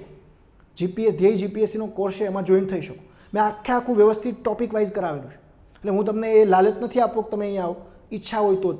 જે નવા સ્ટુડન્ટ છે તો હું કહું આવો જ, જૂના કદાચ છે જેને મારા વિડીયો જોયા છે એને કોઈ જરૂર નથી, પણ જે નવા જે છે જે તૈયારી ચાલુ કરે છે, તો તમારે ટાઈમ ન બગાડવો, આ કંઈ વાંચવું ના હોય તો તમે ત્યાંથી આવી જશો, આવી શકો છો. ઓકે, તો 11માની ભૂગોળની આપણે વાત કરી, નકશા આધારિત પ્રશ્ન, ભૌતિક ભૂગોળ અને ભારતનું ભૂગોળ, એ ક્યાંથી વાંચવાનું એ પણ આપણે જોયું. ઓકે, એ બુક્સ લિસ્ટ પણ મેં તમને અહીંયા આપ્યું છે અને આ તમને બધી માર્કેટમાંથી મળી જશે. ઓકે, તમને બધી માર્કેટમાંથી, અત્યારે તો એમેઝોન ને ફ્લિપકાર્ટ ને બધામાંથી મળે જ છે, ડિસ્કાઉન્ટ પણ હોય છે, ઓનલાઈન પણ મગાવી શકો. ઓકે, એટલે 11માની જીસીઆરટી વાંચવાનું ભૂલવાનું નથી, બેસ્ટ બુક્સ. ઓકે, તમારા કન્સેપ્ટ બહુ સારી રીતે ક્લિયર થશે.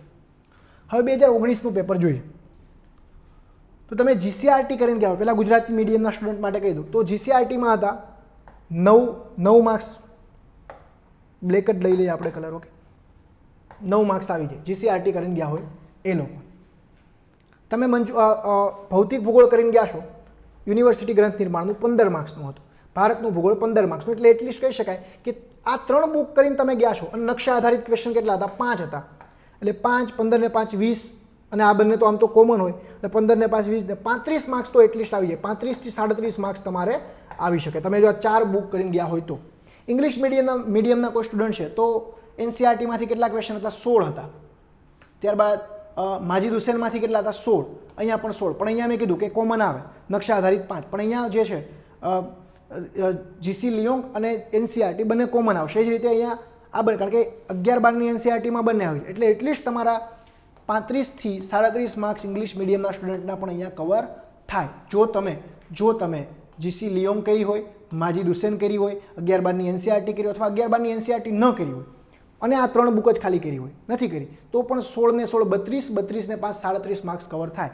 તમે જીસી લિયોંગ નથી વાંચી પણ એનસીઆરટી અને આ વાંચી છે તો પણ તમારા અહીંયા માર્ક્સ ક્લિયર થાય છે, કવર થાય છે 35 થી 37.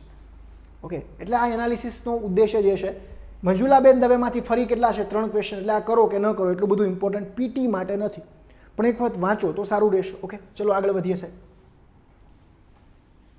જો કેટલું જોરદાર એનાલિસિસ આપણે અહીંયા કરીએ છીએ.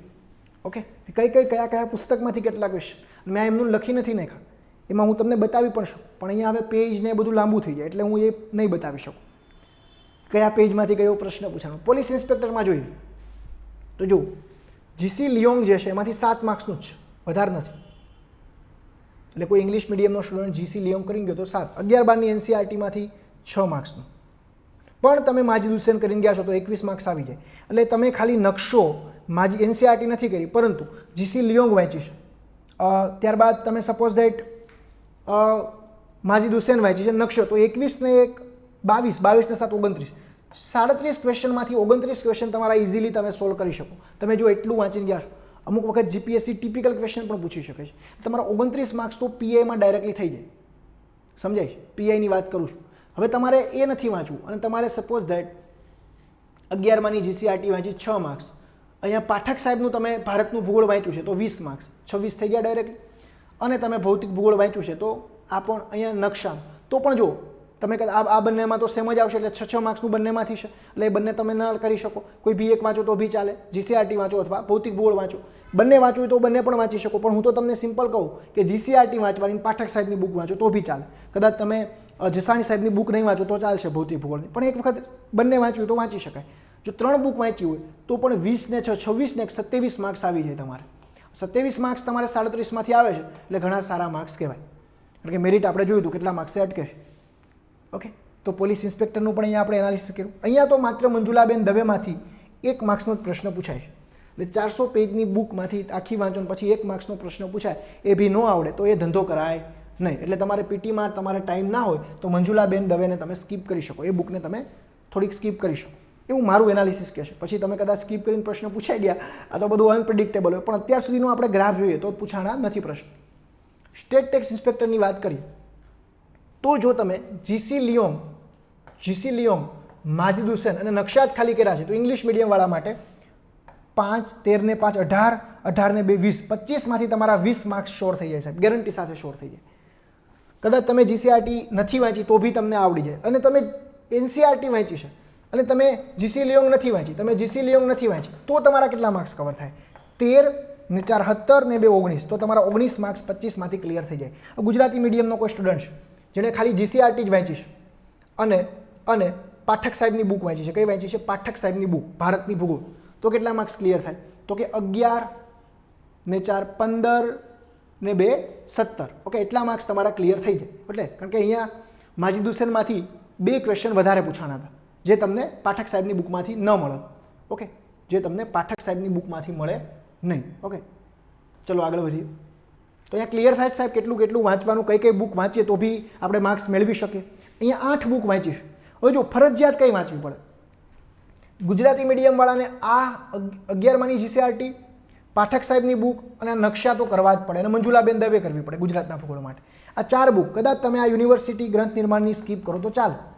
હવે તમે જીસીઆરટી સ્કીપ કરવી છે, હું તો કહું ન કરો, તો તમારે આ ભૌતિક ભૂગોળની આ બુક ગુજરાતી મીડિયમના સ્ટુડન્ટે વાંચવી પડે.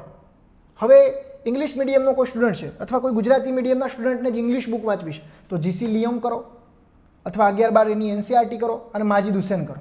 અથવા 11-12ની એનસીઆરટી નથી કરવી તમારે તો જીસી લિયોંગ, માજીદ હુસેન અને નકશા આધારિત પ્રશ્ન આ 3 કરી શકો, અને મંજુલાબેન દવે ગુજરાત માટે કરી શકો. આ 4 બુક વાંચો તો બી ચાલે, તો એનસીઆરટીને તમે સ્કીપ કરી શકો છો. ઓકે, ચલો આઈડિયા આવે છે સાહેબ. હવે આપણે ડીવાયએસઓની વાત કરી, જે ડિસેમ્બરમાં પેપર લેવાનું હતું. તો ડીવાયએસઓની પરીક્ષામાં આપણે ડીવાયએસઓની પરીક્ષામાં એનાલિસિસ કરી તો અહીંયા ગુજરાતનું ભૂગોળ થોડું વધારે પૂછી નાખ્યું. 5 થી 6 માર્ક્સનું ક્વેશ્ચન મંજુલાબેન દવેમાંથી હતું. 6 ક્વેશ્ચન હતા, એમાંથી 5 તમારા સોલ્વ થઈ જાય તમે મંજુલાબેન દવે વાંચી હોય તો. એટલે અહીંયા જો ક્વેશ્ચન પૂછાણા, પણ તમે કદાચ આ નથી કરી તો પણ તમે જો જીસી લિયોંગ વાંચી હોય અને માજીદ હુસેન વાંચી હોય અને નકશા કર્યા હોય તો પણ તમારા 13 ને 3 16 ને 2 18 ક્વેશ્ચન સોલ્વ થઈ જતા હતા સાહેબ. અને કદાચ કોઈ આ નથી વાંચી અને 11માની જીસીઆરટી વાંચી છે અને પાઠક સાહેબની બુક વાંચી છે તો પણ 3 ને 13 16 અને 2 18 ક્વેશ્ચન તો બી સોલ્વ થતા હતા. સમજાય છે? એટલે આ રીતે આખું આપણું એનાલિસિસ છે. કદાચ આ એનાલિસિસમાં તમે એક બાબત જોઈ કે તમે કદાચ જીસીઆરટી એનસીઆરટી નહીં કરો તો બી ચાલશે, તો તમારે એનસીઆરટી નહીં કરો તો તમારે ઇંગ્લિશ મીડિયમના સ્ટુડન્ટ હશો અથવા ગુજરાત તો જીસી લિયોંગ વાંચવી પડે, માજીદ હુસેન વાંચવી પડે, નકશા આધારિત ક્વેશ્ચન અને મંજુલાબેન દવે રીડ કરવી પડે. હવે આ 4 બુક વાંચતા તમારે સમય લાગશે. તો કોઈ આની એક બુક તમે આપણે શું કરીએ ખબર, કોઈ એક બુક પકડી લઈએ કે ભાઈ આ બુક એટલે આખું જ્ઞાનનો દરિયો, એવું નથી. આ બધી રેફરન્સ બુક છે. આ બુક જે છે એ જ વાંચીને અમે બધા ભણાવતા હોય. હવે હું કંઈ એટલો બધો એક્સ્ટ્રા ઓર્ડિનરી સ્ટુડન્ટ નથી, મેં આ બધી બુક વાંચેલી હોય પછી હું તમને કંઈક પીરસતો હોય. એટલે આ બધી બુકો તમારે વાંચવી પડશે, જે મેં અહીંયા નામ લીધા. તો અહીંયા વિદ્યાર્થી મિત્રો આખું ભૂગોળનું એનાલિસિસ આપણે અહીંયા પૂર્ણ કર્યું. ભૂગોળનું જે આપણું એનાલિસિસ જે છે આપણે પૂરું કર્યું. તમે અમારી ટીમ, ફેકલ્ટી ટીમ વિશે જાણો છો. અને આપણો આ જે ધ્યેય જીપીએસસીનો કોર્સ છે વિદ્યાર્થી મિત્રો, યાદ રાખવાનું છે 5 તારીખે આપણે લોન્ચ કરવા જઈ રહ્યા છે. 5 નવેમ્બરે તમને લોકોને જીપીએસસી ઓનલાઈનની જે એપ્લિકેશન છે, જીપીએસસી ઓનલાઈન, વિકાસ સર, ગિરવાન સર, અભિજીત સરની જે એપ્લિકેશન છે, એમાં તમને અમારો ધ્યેય જીપીએસસીનો કોર્સ પણ જોવા મળશે. હવે ફીઝ ને બધું આપણે અત્યારે રિવીલ કોઈ કરતા નથી. તમને ત્યારે ધ્યેય જીપીએસસી જે છે, ધ્યેય જીપીએસસીનો કોર્સ તમને એમાં જોવા મળશે. જો એમાં અલગ અલગ કોર્સ છે, જનરલ કોર્સ, કોન્સ્ટેબલનો કોર્સ, ટીડીઓ, ત્યારબાદ જે અલગ અલગ ટીડીઓનો કોર્સ, તો એવો જ કોર્સ તમને ધ્યેય જીપીએસસીનો જોવા મળશે 5 નવેમ્બરે. ત્યારે અમે લોન્ચ કરીએ છીએ. પણ એ પહેલાં તમને આખું એક દિશા બતાવીશ કે તમારે કયું વાંચવું. કદાચ તમે અમારો કોર્સ નહીં ખરીદો તો પણ તમે આ એક્ઝામ પાસ કરી શકો છો. એવું નથી કે મારો કોર્સ ખરીદો તો જ થશે. તમારી મહેનત હશે, તમારી લગન હશે અને તમારું ડેડિકેશન હશે, તમે પાસ થશો. એવું નથી કે મારો કોર્સ ખરીદશો તો જ પાસ થશો. એવા હું કોઈ ખોટા જે છે એ ગુલબાંગો ફેંકતો નથી, કોઈ ખોટા એવા ફાંકા મારતો નથી. તમારી ધગશ છે, તમે કદાચ ઘરે વાંચીને બી પાસ થઈ શકો. ઘણા લોકો પાસ થાય જ છે. તો એવું નથી કે તો મારો કોર્સ ખરીદો જ. પણ 5 તારીખે આપણે કોર્સ લોન્ચ કરવા જઈ રહ્યા છે. એમાં ઇતિહાસ મેં તમને વાત કરી આગળ એમ કે ડાભી રવિરાજ સાહેબ જે છે એ મોડર્ન હિસ્ટ્રી લેવાના છે. પ્રિયંકા સોની મેડમ જે છે એ ભારતનો, પ્રાચીન ભારતનો અને મધ્યકાલીન ભારતનો ઇતિહાસ રહેશે. મારા વિશે તો તમને મેં પહેલાં લેક્ચરથી કહી દીધું છે કે પાર્થ સોરઠિયા સાહેબ તમને ભૂગોળ, સાંસ્કૃતિક વારસો અને બંધારણ ક્લિયર કરાવી દેવાના છે. એ જ રીતે મારા પાર્ટનર અનિલ સાહેબ જે છે એનું નોલેજ પણ તમે જાણો છો કેટલું જોરદાર છે. એ ઇકોનોમિક્સ, સાયન્સ એન્ડ ટેક અને ત્રીજો વિષય કયો લે છે, મેથ્સ એન્ડ રિઝનિંગ. અને સાહેબ મેથ્સ એન્ડ રિઝનિંગ તો તમે પહેલી વખત એવું ભણશો કે જે સાહેબ ભણાવશે, નવી ટેકનિક, નવી શોર્ટકટ કીધી. તો વિદ્યાર્થી મિત્રો, લાંબી આપણે કોઈ વાત નથી કરવી, તમારો ટાઈમ નથી બગાડવો. તમે આખો વિડીયો કદાચ નથી સમજાણું, નોટ્સ બી કરતા જજો અને આ બધા ગ્રાફ જે છે એ જોતા જજો. સાઈડમાં તમે પેપર પણ રાખી શકો, રાખવા હોય તો. મારા ઉપર વિશ્વાસ ન હોય તો. ઓકે. તો વિદ્યાર્થી મિત્રો, અહીંયા આપણે આખું ભૂગોળ વિષયનું સંપૂર્ણ જે એનાલિસિસ જે છે, ભૂગોળ વિષયનું પહેલેથી ચાલુ કરીને સંપૂર્ણ એનાલિસિસ, કયા પુસ્તકમાંથી કેટલું વાંચવું, એ આપણે અહીંયા પૂર્ણ કરીએ છીએ. કંઈ પણ ક્વેરી હોય તો તમે કોમેન્ટ બોક્સમાં મને પૂછી શકો છો. મારો જે સમય અવકાશ હશે એ સમયે હું તમને આન્સર આપીશ જે યુટ્યુબમાં. બાકી જે ધ્યેય જીપીએસસીના સ્ટુડન્ટ હશે એને દર અઠવાડિયે હું કોઈ પણ વિદ્યાર્થીનો કોઈ પણ ક્વેશ્ચન હશે, એક અઠવાડિયું સન્ડે એવો રાખીશ કે સન્ડે તમારા દરેક પ્રશ્નોના હું જવાબ વ્યક્તિગત રીતે આપું. જેણે પણ મારું સબસ્ક્રિપ્શન લીધું હશે ને દરેક લોકોને વ્યક્તિગત રીતે સન્ડેના ગાઈડ કરીશ. ફોન કરો, કોઈ પણ વસ્તુ તમે કરો, વિડીયો કોલ બી મને કરજો, હું તમને ગાઈડ કરીશ. પણ એક જ દિવસ, વીકમાં એક જ દિવસ, એ હશે સન્ડે. ઓકે. તો વિદ્યાર્થી મિત્રો, ચલો આપણે મળીએ છીએ. ઓકે. ફરી વખત હું નેક્સ્ટ વિષય જે મારો હશે એ હશે બંધારણનું પણ તમને એનાલિસિસ કરાવીશ. તો વિદ્યાર્થી મિત્રો, જય હિન્દ, જય ભારત. આ જ અદમ્ય ઉત્સાહ સાથે, આ જ ઈચ્છા શક્તિ સાથે, આ જ ધૈર્ય સાથે તમે તૈયારી કરતા રહો, એવી જ મારી ઈચ્છા, મારી આકાંક્ષા, મારી અભિલાષા છે. જય હિન્દ, જય ભારત.